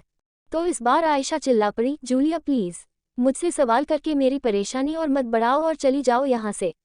और हो सके तो मिस्टर मलिक को मेरी इस हालत के बारे में तुम कुछ मत कहना, क्योंकि मैं बाद में उनसे खुद फ़ोन पर बात कर लूँगी। फ़ोन पर बात, यानी आप सच में कही जा रही है? तो इस बार आयशा ने गुस्से में अपने बैग की जिप बंद की और उसे हाथ में उठाते हुए बोली, हाँ जा रही हूँ, ये महल छोड़कर जा रही हूँ। जूलिया दंग रह गई आयशा की इस बात पर। तो वही आयशा ने अपना सामान उठाया और उसे लेकर कमरे से बाहर निकलने लगी कि तभी पीछे जूलिया ने उसे रोकने की जी तोड़ कोशिश कर डाली, लेकिन बदले में आयशा ने उसके आगे हाथ जोड़ लिए और कहा, मुझे सुकून से यहाँ से जाने दो जूलिया। अपनी माँ को खोकर मैंने पहले ही सब कुछ खो दिया है, लेकिन अब मुझमें और हिम्मत नहीं है। प्लीज़ मुझे जाने दो। जूलिया की आंखें नम हो गई। ठीक है, मैं नहीं रोकूंगी आपको, लेकिन जब नीचे सब आपको जाते हुए देखेंगे तब। ये सुन आयशा ने अपने आंसू पोंछते हुए कहा, मैं बैक गेट से जा रही हूँ।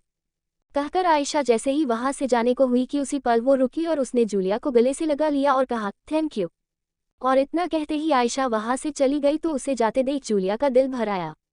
अंडरस्को अरमान, जिसके हाथ में इस वक्त शराब की बोतल थी, वो अपने कमरे की हर लाइट बुझाकर काउच पर ढेर था कि तभी उसका फ़ोन बजा, जिसे उठाने में उसकी कोई दिलचस्पी नहीं थी, लेकिन बार बार कॉल आने की वजह से उसने बिना नंबर देखे ही फ़ोन कान से लगा लिया। Armaan, there is a good news for your bro. ये उसके दोस्त शौर्य की आवाज़ थी। माँ बनने वाला है तू, अरमान ने बिना किसी इंटरेस्ट के कहा। अरे यार पागल है क्या, गुड न्यूज़ तेरे लिए है, मेरे लिए नहीं, शौर्य ने कहा। तू अब बताएगा भी या मैं फ़ोन काटूं? अरमान ने गुस्से में कहा। तेरा मूड ठीक नहीं लग रहा, लेकिन कोई बात नहीं, अभी तेरा मूड बनाता हूँ। कहते हुए शौर्य ने एक गहरी सांस ली और फिर आगे कहा, अरमान, उस लड़की का चेहरा हमने बनवा लिया है। हे सुनते ही मानो अरमान के बेजान शरीर में जान आ गई। वो तुरंत उठ बैठा। क्या कहा तूने? सही सुना तूने, फाइनली तेरा इंतजार खत्म हुआ। तू बस अपना फ़ोन खोल, मैं तुझे फ़ोटो सेंड करता हूँ। कहकर शौर्य ने फ़ोन काट दिया। और इधर अरमान के दिल की धड़कनें बढ़ गई। उसका नशा तो मानो हवा हो गया। उसी पल उसका फ़ोन पॉपअप हुआ, जिसकी आवाज़ सुन अरमान ने तुरंत अपना फ़ोन खोला और देखा कि शौर्य ने उसे वो तस्वीर भेज दी है। ये देख अरमान को एक अजीब सा एहसास होने लगा। उसने अभी तक वो फ़ोटो डाउनलोड नहीं की थी, लेकिन जैसे ही उसे डाउनलोड करने को हुआ, उसी पल अचानक से उसका फ़ोन बंद पड़ गया। अंडरस्को आयशा के सामने एक कैब खड़ी हुई, जिसके अंदर बैठते हुए उसने कहा, रेलवे स्टेशन। और इसी के साथ वो कैब चल पड़ी और आयशा का दिल उन यादों से भर गया जिन्हें उसने यहाँ बिताया। हालांकि कुछ भी अच्छा नहीं था इन यादों में, क्योंकि यहाँ उसे दर्द के सिवाय और कुछ ना मिला, पर इन सबसे परे आयशा के लिए वो पल गुनहगार था जब उसने अरमान को खुद के करीब आने दिया। पहली दफ़ा उसे एक मेल टच पसंद आया था और यही बात आयशा के दिल में चुभ गई कि भला वो अरमान की टच को कैसे पसंद कर सकती है, क्योंकि उन दोनों का रिश्ता ही जायज़ नहीं है। और इसी बात ने आयशा को आज ये शहर छोड़ने पर मजबूर कर दिया, क्योंकि वो समझ चुकी थी कि वो अरमान मलिक को रेजिस्ट नहीं कर पा रही है। और इसी बात का गुस्सा उसे खुद पर था कि आखिर उसके मन में अरमान के लिए फीलिंग्स आई भी कैसे। कि तभी कैब ड्राइवर ने गाड़ी में एक गाना चला दिया, जिसकी आवाज़ आयशा के कानों से होकर दिल में उतर गई। तेरी खता है मेरे जिया, उन पे भरोसा क्यों तूने किया? सब झूठे झूठे वादे थे उनके, चल पीछे पीछे आया तू जिनके। वो पिया आए ना, अब सभी उन ख्वाबों की तू डगर छोड़ दे, अब सभी उन ख्वाबों को खुद ही तोड़ दे। वो पिया आए ना। अंडरस्को अरमान ने बेचैन दिल के साथ अपना फ़ोन चार्ज किया। इस फ़ोन के अचानक से बंद होने के कारण उसका मन तो ये हुआ कि वो इसे अभी उठा के ज़मीन पर पटक दे, और शायद कोई और बात होती तो ये फ़ोन अब तक टूटकर चकनाचूर हो चुका होता, लेकिन आज उसे खुद के गुस्से पर काबू करना पड़ा। फ़ोन के खुलने के इंतजार में वो अपने होंठों में सिगरेट फंसाकर बेड पर बैठ गया। हर खता की होती है कोई ना कोई सज़ा, गम लिखे हो किस्मत में तो बन ही जाती वजह। अब सभी गम अश्कों में सिमट से गए, अब सभी आंसू पलकों से लिप से गए। वो पिया आए ना। अरमान को ऐसा महसूस हो रहा था मानो उसके हाथों से कुछ छूट रहा हो। अंडरस्को इधर आयशा की आंखों से अश्क बह गए, जिन्हें इस बार उसने बहने दिया और अपना सर कार की विंडो से टिकाकर बैठ गई। सच लगा था जो बेवजह हमको वो भरम हो गया है, भोर आने थे जिस फसाने में वो खत्म हो गया। भूले हम, भूले वो, कैसे सब कहे बात ये। अब चलो हम धीरे धीरे बेहौल से गए, अब चलो हम जैसे भी हो संभल से गए। वो पिया आए ना। अंडरस्को अरमान का फ़ोन जैसे ही खुला, उसने अपनी उंगली में फंसी सिगरेट जमीन पर फेंक दी और अगले ही पल फ़ोन उठाकर उस फोटो को डाउनलोड करने लगा।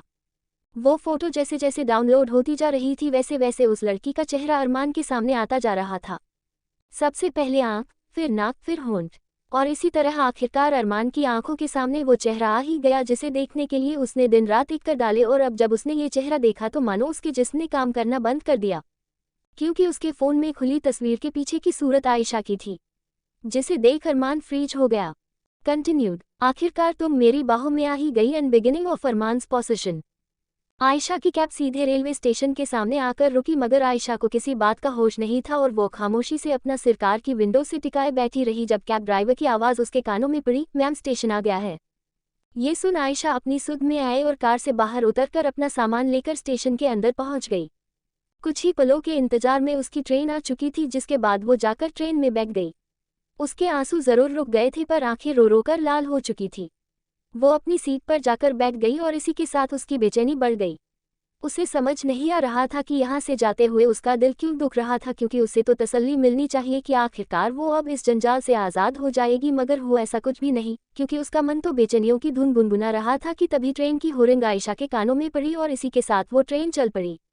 आयशा का दिल बैठा जा रहा था जैसे जैसे ट्रेन आगे बढ़ती जा रही थी और वो ये शहर छोड़ती जा रही थी। अनजाने में ही आयशा की आंखों में पानी उतर आया और तभी उसके दिल में एक शख्स घर कर गया, अरमान मलिक। अरमान के साथ आयशा ने अब तक जितने भी पल बिताए थे वो पल उसकी जिंदगी के बुरे पलों में शामिल होने का खिताब रखते थे, मगर इसके बावजूद आयशा को अरमान का ख्याल सता रहा था। आयशा ने एक गहरी सांस ली और तुरंत अपने आंसू को पोंछ लिया और इधर ट्रेन ने भी अपनी रफ्तार पकड़ ली कि तभी अचानक से एक झटके में ट्रेन जा रुकी, जिस कारण अंदर बैठा हर शख्स अपनी जगह से डगमगा गया। दो आदमी आपस में ही बातें करने लगे। अरे ये ट्रेन किस लिए रुक गई अचानक से? लगता है किसी ने चेन खींची है। आयशा को इन सभी बातों से कोई फर्क नहीं पड़ रहा था। वो तो बस बेजान सी ट्रेन की विंडो से सिर टिकाकर बैठी थी कि तभी उसके कानों में पीछे से कुछ शोर पड़ा। अरे अजीब आदमी हो, ये सब औरतों को झांक झांक कर क्यों देख रहे हो? पीछे से कुछ महिलाएं लगातार चिल्लाई जा रही थी और अब इस शोर ने आयशा का भी ध्यान खींचा, जिस कारण उसने पीछे मुड़कर देखा तो ट्रेन में कई सारे आदमी सूट बूट पहने घूम रहे थे और उनके हाव भाव देखिए साफ कहा जा सकता था कि वो किसी को ढूंढ रहे थे। तभी उन आदमी में से एक ने कहा, एक लड़की की शक्ल अच्छी तरह से देखना। जी बॉस। आयशा हैरानी से उन आदमियों को देख रही थी, लेकिन फिर उसने उन्हें इग्नोर कर अपनी गर्दन वापस आगे कर ली और चुपचाप अपनी सीट पर बैठी रही। इधर वो आदमी ढूंढते ढूंढते आगे आए कि तभी उनमें से एक की नज़र आयशा पर पड़ी, जिसे देख वो तुरंत रुक गया और उसने अपने फ़ोन में एक फ़ोटो देखी, जिसे देखते ही उसने अपने साथ खड़े आदमी से धीरे से कहा, मिल गई लड़की। ये सुन दूसरे आदमी ने भी आयशा को देखा और उन सभी के होंठों पर विजयी मुस्कान फैल गई। इधर आयशा इन सब बातों से अनजान खामोशी से अपनी सीट पर बैठी थी जब उसके कानों में एक आवाज़ पड़ी, मैडम आपको हमारे साथ चलना होगा। ये आवाज़ सुन आयशा चौंक उठी और उसने गर्दन उठाकर हैरानी से उन आदमियों पर अपनी नज़र डाली। क्या आपने मुझसे कुछ कहा? जी, आपको चलना होगा हमारे साथ। ये सुन आयशा के मन में एक पल में ही अनगिनत सवाल आ गए। मुझे आपके साथ चलना होगा? पर क्यों? है कौन आप लोग? आयशा ने हैरत भरे लहजे के साथ सवाल किया। हम जो कोई भी है आपको ये बाद में पता चल जाएगा, लेकिन फिलहाल आप उठिए यहाँ से और चलिए। तो इस बार आयशा भी गुस्से में भर उठी। होते कौन है आप लोग मुझ पर अपना हुक्म चलाने वाले? और क्यों जाऊं मैं आपके साथ जबकि मैं आप लोगों को जानती तक नहीं? लेकिन हम आपको अच्छी तरह से जानते हैं मैडम। अचानक से एक और अनजान आवाज़ आयशा के कानों में पड़ी। उन आदमियों के बीच में से एक और आदमी बाहर निकल आया, जो कि कोई और नहीं बल्कि शौर्य था। शौर्य ने अपने आदमियों से कहा, खड़े खड़े तमाशा क्या देख रहे हो तुम लोग? मैडम तुम्हारी बचपन की यार नहीं है जो तुम लोगों के कहने पर खुशी खुशी तुम्हारे साथ चली जाएंगी। कहते हुए शौर्य ने आयशा को देखा। क्यों मैडम? सही कहा ना मैंने? आयशा पहले से ही स्तब्ध रह गई कि तभी अचानक से शौर्य ने अपने आदमियों को ऑर्डर दिया, उठा लो मैडम को। ये सुनते ही आयशा की आंखें फटी की फटी रह गई, लेकिन वो अपने बचाव में कुछ भी कह पाती कि तभी दो आदमियों ने आगे बढ़कर उसे पकड़ लिया और ये देख आयशा का पूरा जिस्म डर के मारे कपकपा उठा। अरे ये क्या कर रहे हैं आप लोग? मैं आप में से किसी को नहीं जानती, छोड़ो मुझे, गलतफहमी हुई है आपको। मगर उन आदमियों ने आयशा की एक ना सुनी और इधर शौर्य आयशा को देख बोला, कमाल करती है आप मैडम। अरे आपको ढूंढने के लिए हमने दिन रात एक कर दिए और आप कह रही है कि आप वो हैं ही नहीं जिसे हमने ढूंढा। कहकर शौर्य ने अपनी आंखों पर एक काला चश्मा चढ़ाया और फिर अपने आदमी से कहा, जरा प्यार से लेकर आना मैडम को, कोई तकलीफ नहीं होनी चाहिए। कहकर शौर्य ट्रेन से बाहर उतर गया और इधर आयशा चीख उठी खुद को बचाने के लिए, कोई मदद करो मेरी, समबडी हेल्प। लेकिन डर के मारे एक शख्स तक आगे न आया और इधर वो आदमी जबरदस्ती आयशा को स्टेशन से बाहर ले आए और तुरंत उन्होंने उसे एक वैन में बिठा दिया। कुछ घंटे बाद शहर से दूर एक कॉटेज के आगे कई सारी गाड़ियां आकर रुकी, जिनमें से एक का दरवाजा खुला और उसके द्वारा आयशा को जबरदस्ती बाहर निकाला गया। आयशा के होंठों पर इस वक्त पट्टी बंधी थी और उसके हाथ भी बंधे थे। दो आदमी उसे जबरदस्ती कॉटेज के अंदर लेकर आए और अंदर आते ही आयशा को उन आदमियों ने छोड़ दिया और तुरंत उसे अकेला छोड़कर वो सब बाहर चले गए। इधर आयशा को कुछ समझ नहीं आ रहा था कि ये उसके साथ हो क्या रहा है। ऊपर से हाथ और मुंह बंद होने के कारण वो कुछ कर भी नहीं पा रही थी कि तभी अचानक से उस पूरे कॉटेज की लाइट चली गई और पूरे हॉल में अंधेरा छा गया, जिसे देख आयशा के पसीने छूट गए। वो अपने बंदे मुंह से ही चिल्लाने लगी मगर उसकी हर एक चीख उठ के रह गई। और तभी आयशा ने किसी का टच अपने जिस्म पर महसूस किया, जिसके चलते वो कांप उठी। आयशा जैसे ही उस टच से दूर होने को हुई, उसी पल उस शख्स ने अपना हाथ आगे ले जाकर उसके पेट पर रख दिया और उसके पेट पर अपना दबाव बनाते हुए उसने आयशा को पीछे की ओर खींच लिया, जिस कारण आयशा की पीठ उस शख्स के सीने से आ लगी। वो शख्स आयशा के पूरे बदन को महसूस करने लगा।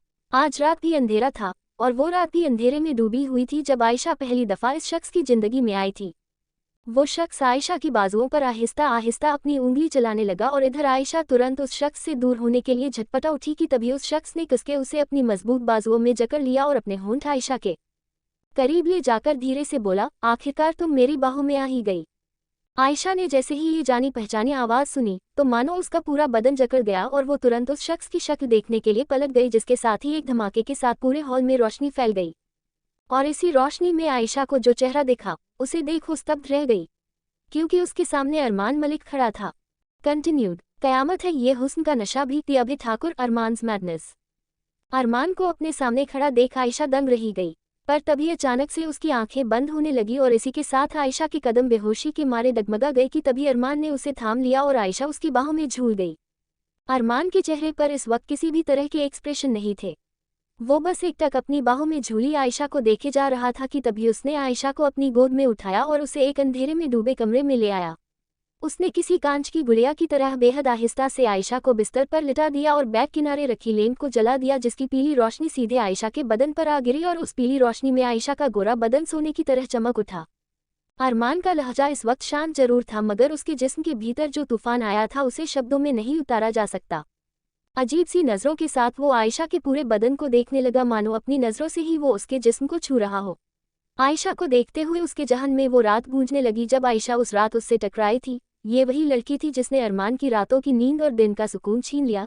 ये वही लड़की थी जिसे ढूंढने के लिए अरमान ने कितनों की जान ली, और वो लड़की इतने वक्त से उसके घर में उसकी आंखों के सामने थी और अरमान को भनक तक ना लगी। लेकिन अब जाकर अरमान के सामने हर ताश के पत्ते खुल रहे थे कि आखिर आयशा को छूने पर उसे उस लड़की का टच क्यों याद आता था, क्यों सिर्फ आयशा के करीब जाने पर ही उसे वो तंग एहसास होता था। कि तभी अचानक से अरमान के होंठों के कोने मुड़ गए, जो कि उसे बेहद खतरनाक लुक देने लगे। अरमान ने अपना हाथ आगे बढ़ाया और आयशा के होंठों पर बंधी उस पट्टी को आहिस्ता से उसके होंठों से हटा दिया। इस दौरान अरमान की नजरें आयशा के होंठों पर जा टिकी, जिन्हें देखते हुए आयशा के साथ बिताया हर पल उसकी आंखों के सामने किसी रील की तरह चलने लगा। अरमान उठा और आयशा को यूं ही पागलों की तरह देखते हुए वो उसके ऊपर झुककर लेट गया।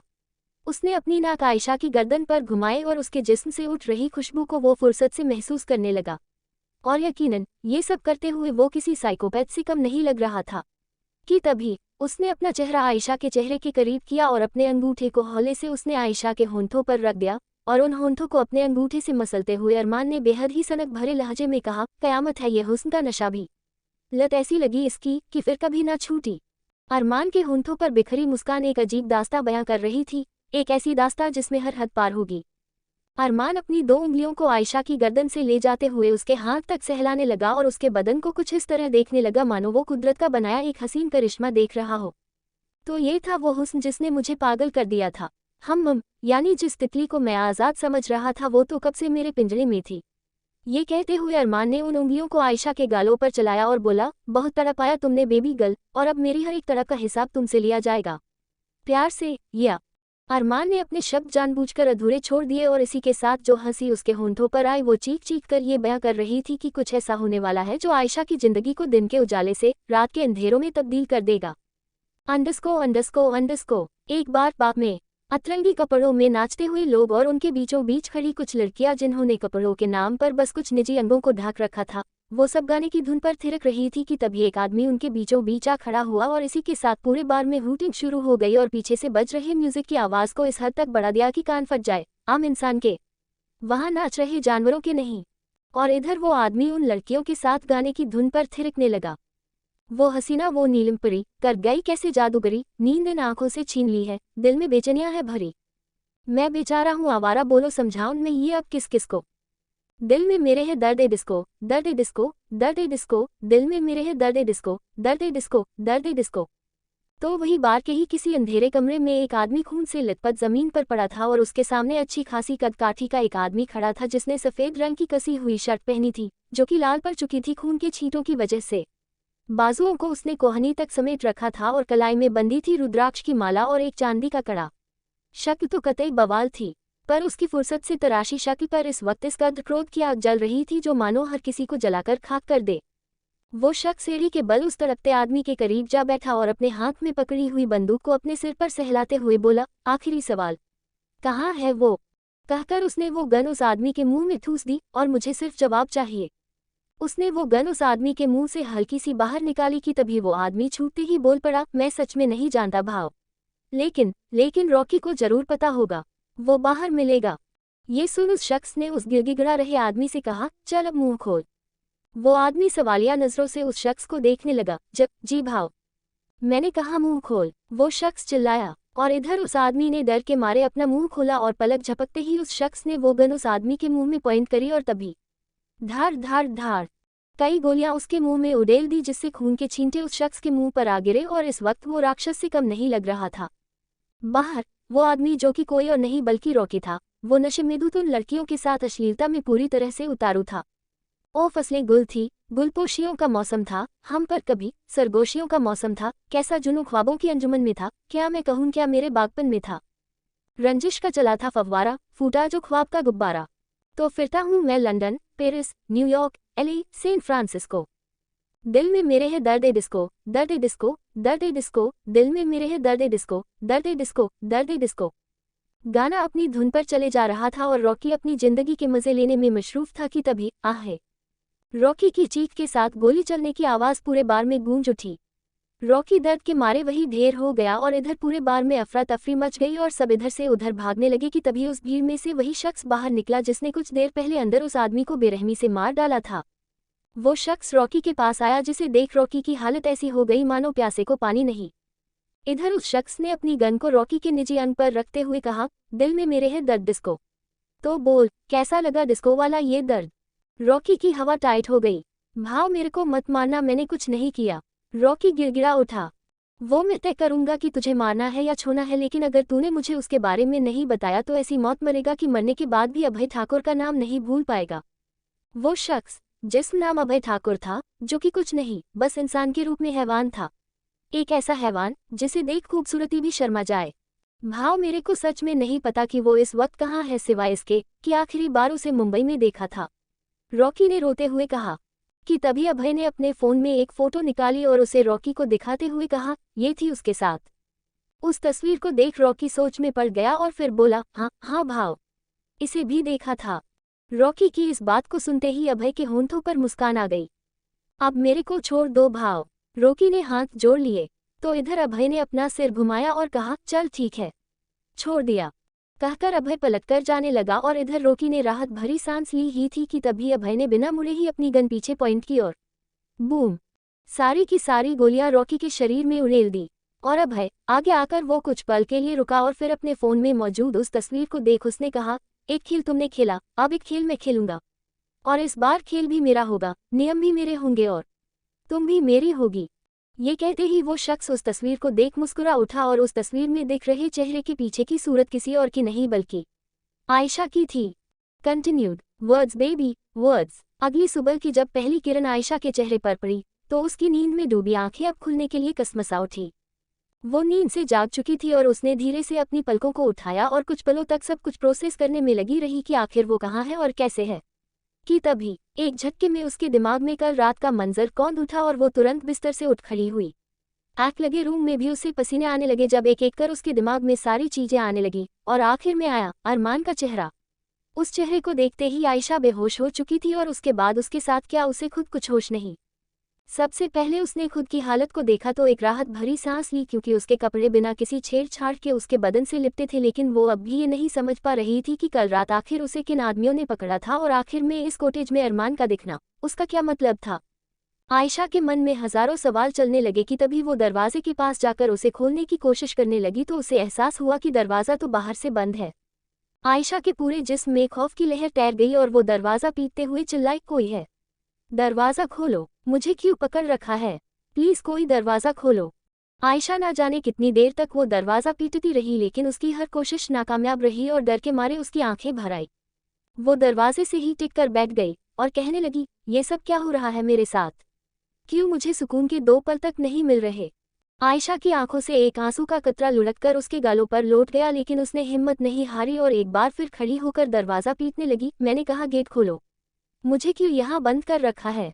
आयशा लगातार दरवाज़ा खटखटाए जा रही थी कि तभी अचानक से दरवाज़ा खुला, जिस कारण उसका बैले से एकदम से डगमगा गया और उसके कदम आगे की ओर लड़खड़ा गए और इसी के साथ उसका सिर अपने सामने खड़े शख्स से जा टकराया।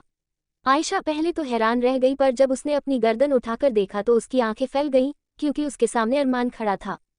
कुछ पलों तक आयशा अरमान का सख्त चेहरा ही देखती रह गई और वहीं अरमान के चेहरे पर मानो कोई भाव ही नहीं थे।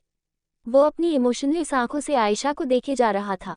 कुछ पल के लिए वक्त थम सा गया कि तभी अरमान ने अपना हाथ उठाया और उस हाथ को धीरे से आयशा के चेहरे पर रखते हुए उसके बाल कान के पीछे सरकाने लगा। आयशा इस वक्त थम चुकी थी और एकटक अरमान के चेहरे को देख रही थी। तभी उसने सवाल करना चाहा, मैं यहाँ कैसे आ? शश। अरमान ने आयशा के होंठों पर एक उंगली रख दी और बेहद ही इंटेंसिटी के साथ उसका चेहरा देखने लगा। कि तभी उसने दोनों हाथों से आयशा का चेहरा थामा और उसकी आंखों में देख कहा, कल रात किससे पूछकर तुम बाहर गई? अरमान के इस सवाल की उम्मीद आयशा ने हरगिज नहीं की थी। तो क्या आपने मुझे उन आदमियों से?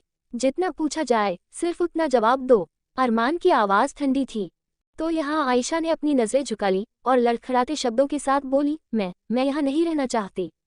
ये कहते ही उसकी आंखों से आंसू का कतरा बह गया। अरमान अभी भी शिद्दत से आयशा का चेहरा देखे जा रहा था। क्यों नहीं रहना चाहती हो?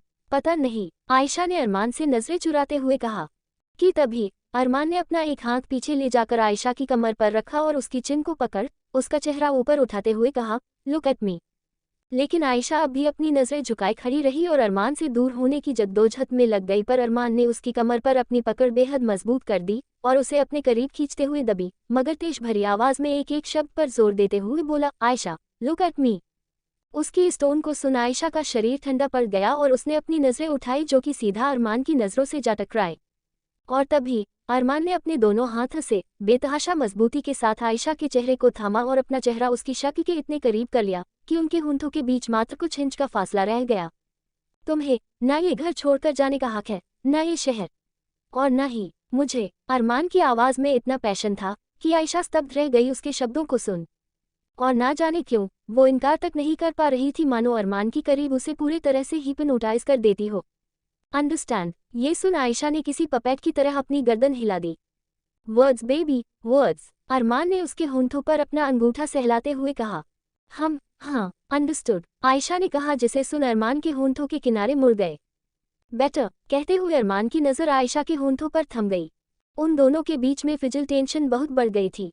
अरमान किसी शिकारी की तरह आयशा के होंठों को देख रहा था, जिन्हें निशाना बनाकर वो अगले ही पल अपने होंठों में जकड़ लेना चाहता था, लेकिन उसने अपने अंदर उमड़ रहे इंटेंस जज्बातों पर काबू किया था।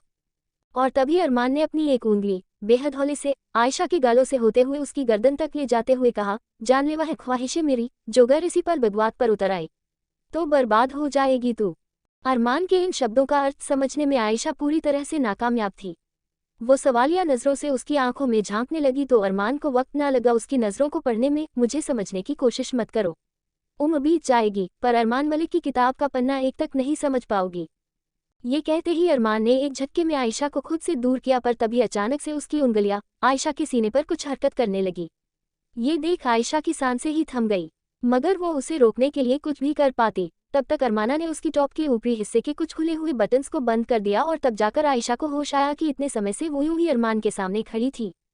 नींद में उसकी टॉप के कुछ बटन्स खुल चुके थे, जिस वजह से उसका क्लीवेज कुछ हद तक विजिबल हो गया था, जिसे ढकने के लिए अरमान ने खुद उसके बटन्स बंद कर दिए। और इस दौरान जब उसकी ठंडी ठंडी उंगलियों ने आयशा की लोअर नेक को छुआ तो उसके जिस्म में सरसराहट फैल गई। पर यह सब इतनी जल्दी हुआ था कि आयशा कुछ न कर सकी सिवाय शर्म से अपना चेहरा छिपाने के। वो तुरंत पलटकर खड़ी हो गई और अपने कपड़ों को ठीक करने लगी तो वही अरमान ने कोई रिएक्शन ना दिया और अपने दोनों हाथ पैंट की जेब में डालकर उसे देखते हुए सोचने लगा, इस जिस्म का दीदार तो कर चुकी है ये आंखें, फर्क सिर्फ इतना था कि उस पर अंधेरा था। अंडरस्को एक कार मलिक मैंशन के आगे आकर खड़ी हुई, जिसमें से आयशा बाहर निकली। उसके साथ इस वक्त अरमान नहीं था। वो नर्वसनेस के साथ अंदर जाने लगी और अंदर आते ही उसे ड्राइंग रूम में शरद बैठे दिखे, जो कि बेशक आयशा के जाने की वजह से परेशान था।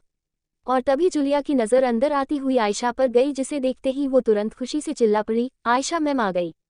ये सुन शरद ने भी अपनी गर्दन उठाई तो आयशा को वहां देख उनकी आंखें खुशी से भर उठी। वो तेज कदमों के साथ आयशा के पास गए और इसी के साथ उन्होंने उसे अपने गले से लगा लिया। ऐसा क्यों किया तुमने बेटा? सारिका के बाद तुम उसकी आखिरी अमानत हो मेरे पास, मैं तुम्हें नहीं खोना चाहता आयशा। इस दौरान आयशा का दिल भी भर आया। तभी शरद ने उसे खुद से अलग कर धीरे से कहा, बताओ आयशा, आखिर ऐसी क्या गलती हुई मुझसे जो तुम ये शहर छोड़कर जाने लगी, वो भी बिना मुझे बताए?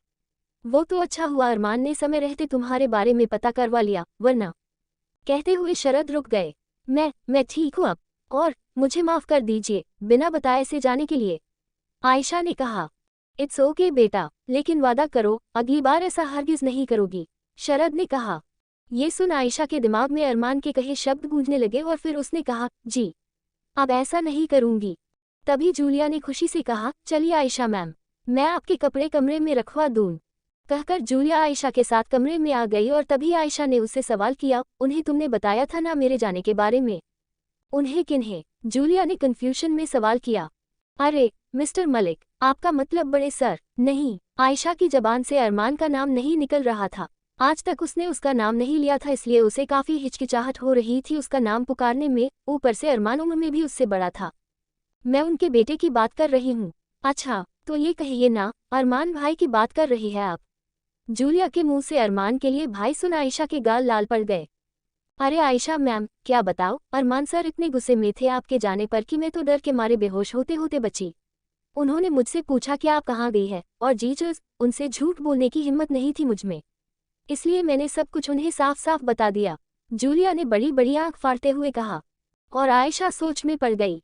अंडरस्को। सुहाना इस वक्त अपने रूम किसी से फोन पर बात करने में मग्न थी कि तभी कोई दनदनाता हुए उसके कमरे में घुसा चला आया। ये देख वो तुरंत बिस्तर से उठ खड़ी हुई और फोन काटते हुए अपने सामने खड़े शख्स से बोली, भाई आप यहाँ? कोई का? कि तभी चटाक एक जोरदार थप्पड़ सुहाना के गालों पर आ पड़ा, जिसे मारने वाले हाथ अरमान के थे। उस कमरे में इस तेज थप्पड़ की आवाज ना जाने कितनी देर तक गूंजती रही, और सुहाना, जिसे समझने तक मौका ना मिला कि अचानक से ये हुआ क्या, वो हैरानी और गुस्से दोनों भाव से भर उठी। उसका चेहरा जो जमीन की ओर झुका था, उसे उठाते हुए उसने अपनी गुस्से में उबलती आंखें अरमान पर डाली। हाउ डरे यू, वो बेतहाशा क्रोध में चीख उठी। कि तभी अरमान उसके पास आकर उसकी आंखों में आंखें डालकर दांत पीसते हुए बोला, मेरे सामने आवाज ऊंची करने की गलती भी मत करना। और रही बात इस थप्पड़ की, तो ये उस गिरी हुई हरकत की सजा है जो तुमने कल रात आयशा के साथ की थी। कल रात और आयशा का जिक्र सुन सुहाना हैरानी से अरमान को देखने लगी और तभी अरमान ने कहा, सब जानता हूँ कि कल तुमने क्या किया था, इसलिए ये मेरी पहली और आखिरी वार्निंग है तुम्हें। अगली बार ऐसे घटिया ख्याल तुम्हारे दिमाग में भी नहीं आने चाहिए। कहकर अरमान तुरंत वहां से मुड़कर जाने लगा कि तभी सुहाना गुस्से में बोल पड़ी, आपको कब से इतना फर्क पड़ने लगा किसी और की प्रॉब्लम्स से? ये सुन अरमान के कदम रुक गए। इधर पीछे से सुहाना ने कहा, ओह कहीं ऐसा तो नहीं कि आपके लिए अब ये सगी बहन से ज्यादा वो सौतेली बहन जरूरी हो गई है? और बस बहन, ये एक शब्द काफी था अरमान के गुस्से को ट्रिक। आयशा के इंटीमेट हिस्से का जख्म अरमान के सामने। सुहाना ने कहा, ओह कहीं ऐसा तो नहीं कि आपके लिए अब ये सगी बहन से ज्यादा वो सौतेली बहन जरूरी हो गई है?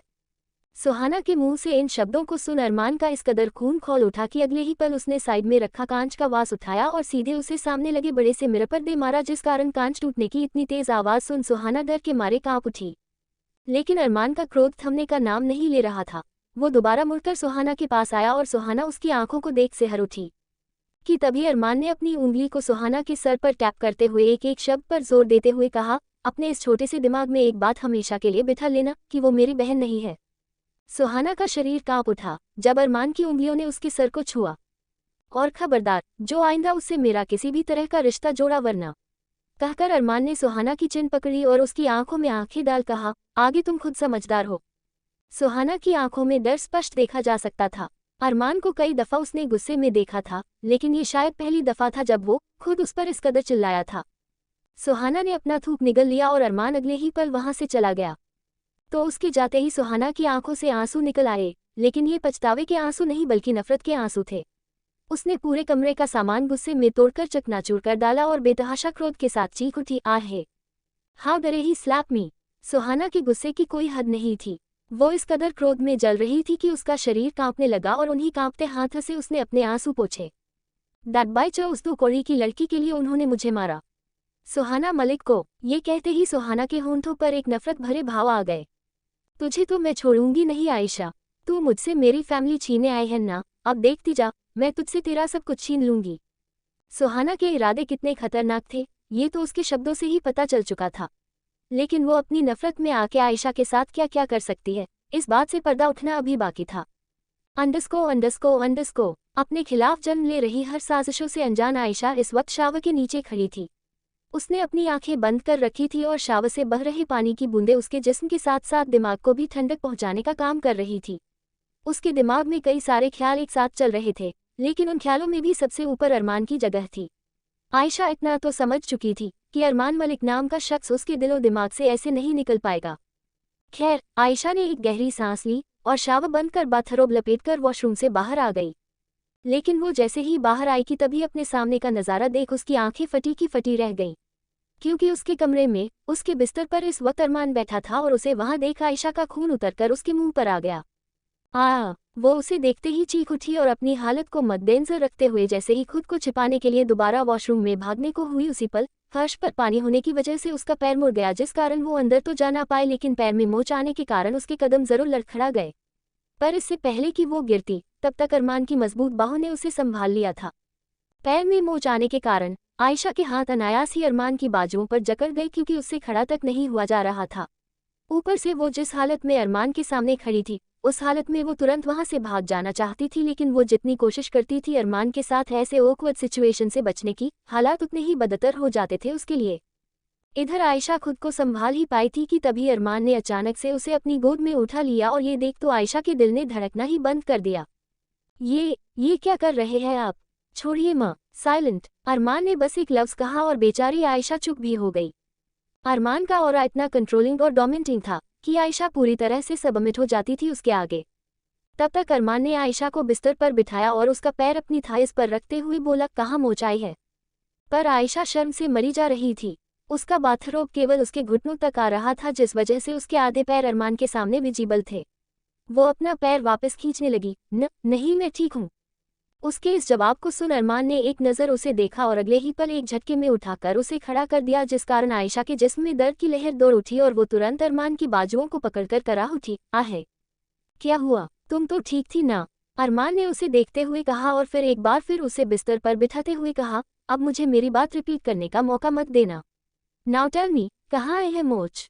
तो वही आयशा जो रोआसी हो चुकी थी, उसने दर्द और शर्म के मिले जुले लहजे के साथ अपनी उंगली से इशारा करते हुए धीरे से कहा, यहाँ। इस पर अरमान ने कुछ पलों तक उसके पैरों को टटोला और इधर आयशा, वो तो मरी जा रही थी उसकी छून पर, कि तभी एक और चीख उसके मुंह से निकल गई, मर गई माँ। इस बार उसकी चीख की वजह अरमान था, क्योंकि अरमान ने उसके पैर को ऐंठ दिया था, जिस वजह से आयशा चिल्ला पड़ी, आपने पैर तोड़ दिया मेरा। कहते हुए उसकी आंखों से आंसू तक निकल आए। तो वही अरमान ने उसके पैर को छोड़ा और एक बार फिर उसे पकड़कर खड़ा कर दिया। तो वही आयशा जो ये मान चुकी थी कि उसका पैर टूट चुका है, उसने जब खड़े होने के बाद भी कोई दर्द महसूस ना किया तो उसका रोना बंद हो गया और वो यूं ही खड़े होकर अपना पैर मटकाने लगी, क्योंकि अब उसका पैर एकदम ठीक था। जहां आयशा को अपनी मोच ठीक होने की खुशी हुई, तो वही अरमान की नजरें कहीं और थी, आयशा की लोअर नेक पर। आयशा का बाथरोब हिलने डुलने की वजह से कंधे से थोड़ा नीचे सरक गया था, जिस कारण उसके जिस्म का एक इंटीमेट हिस्सा विजिबल हो गया। लेकिन अरमान की नज़र उस हिस्से पर नहीं बल्कि उस जगह पर बने एक जख्म पर थी। आयशा की साइड चेस्ट से कुछ इंच ऊपर एक नीले रंग का भरा हुआ जख्म था, जिसे अगले ही पल अरमान ने अपनी उंगलियों से छू लिया। तो इधर आयशा जो अपने पैर ठीक होने की खुशी मना रही थी, उसने जब अरमान की उंगलियों को उस हिस्से पर महसूस किया तो मानो वो पूरी तरह से सरसरा उठी। Continued. Thank you for listening guys. अगर मेरी स्टोरी पसंद आए तो चैनल को सब्सक्राइब कर देना।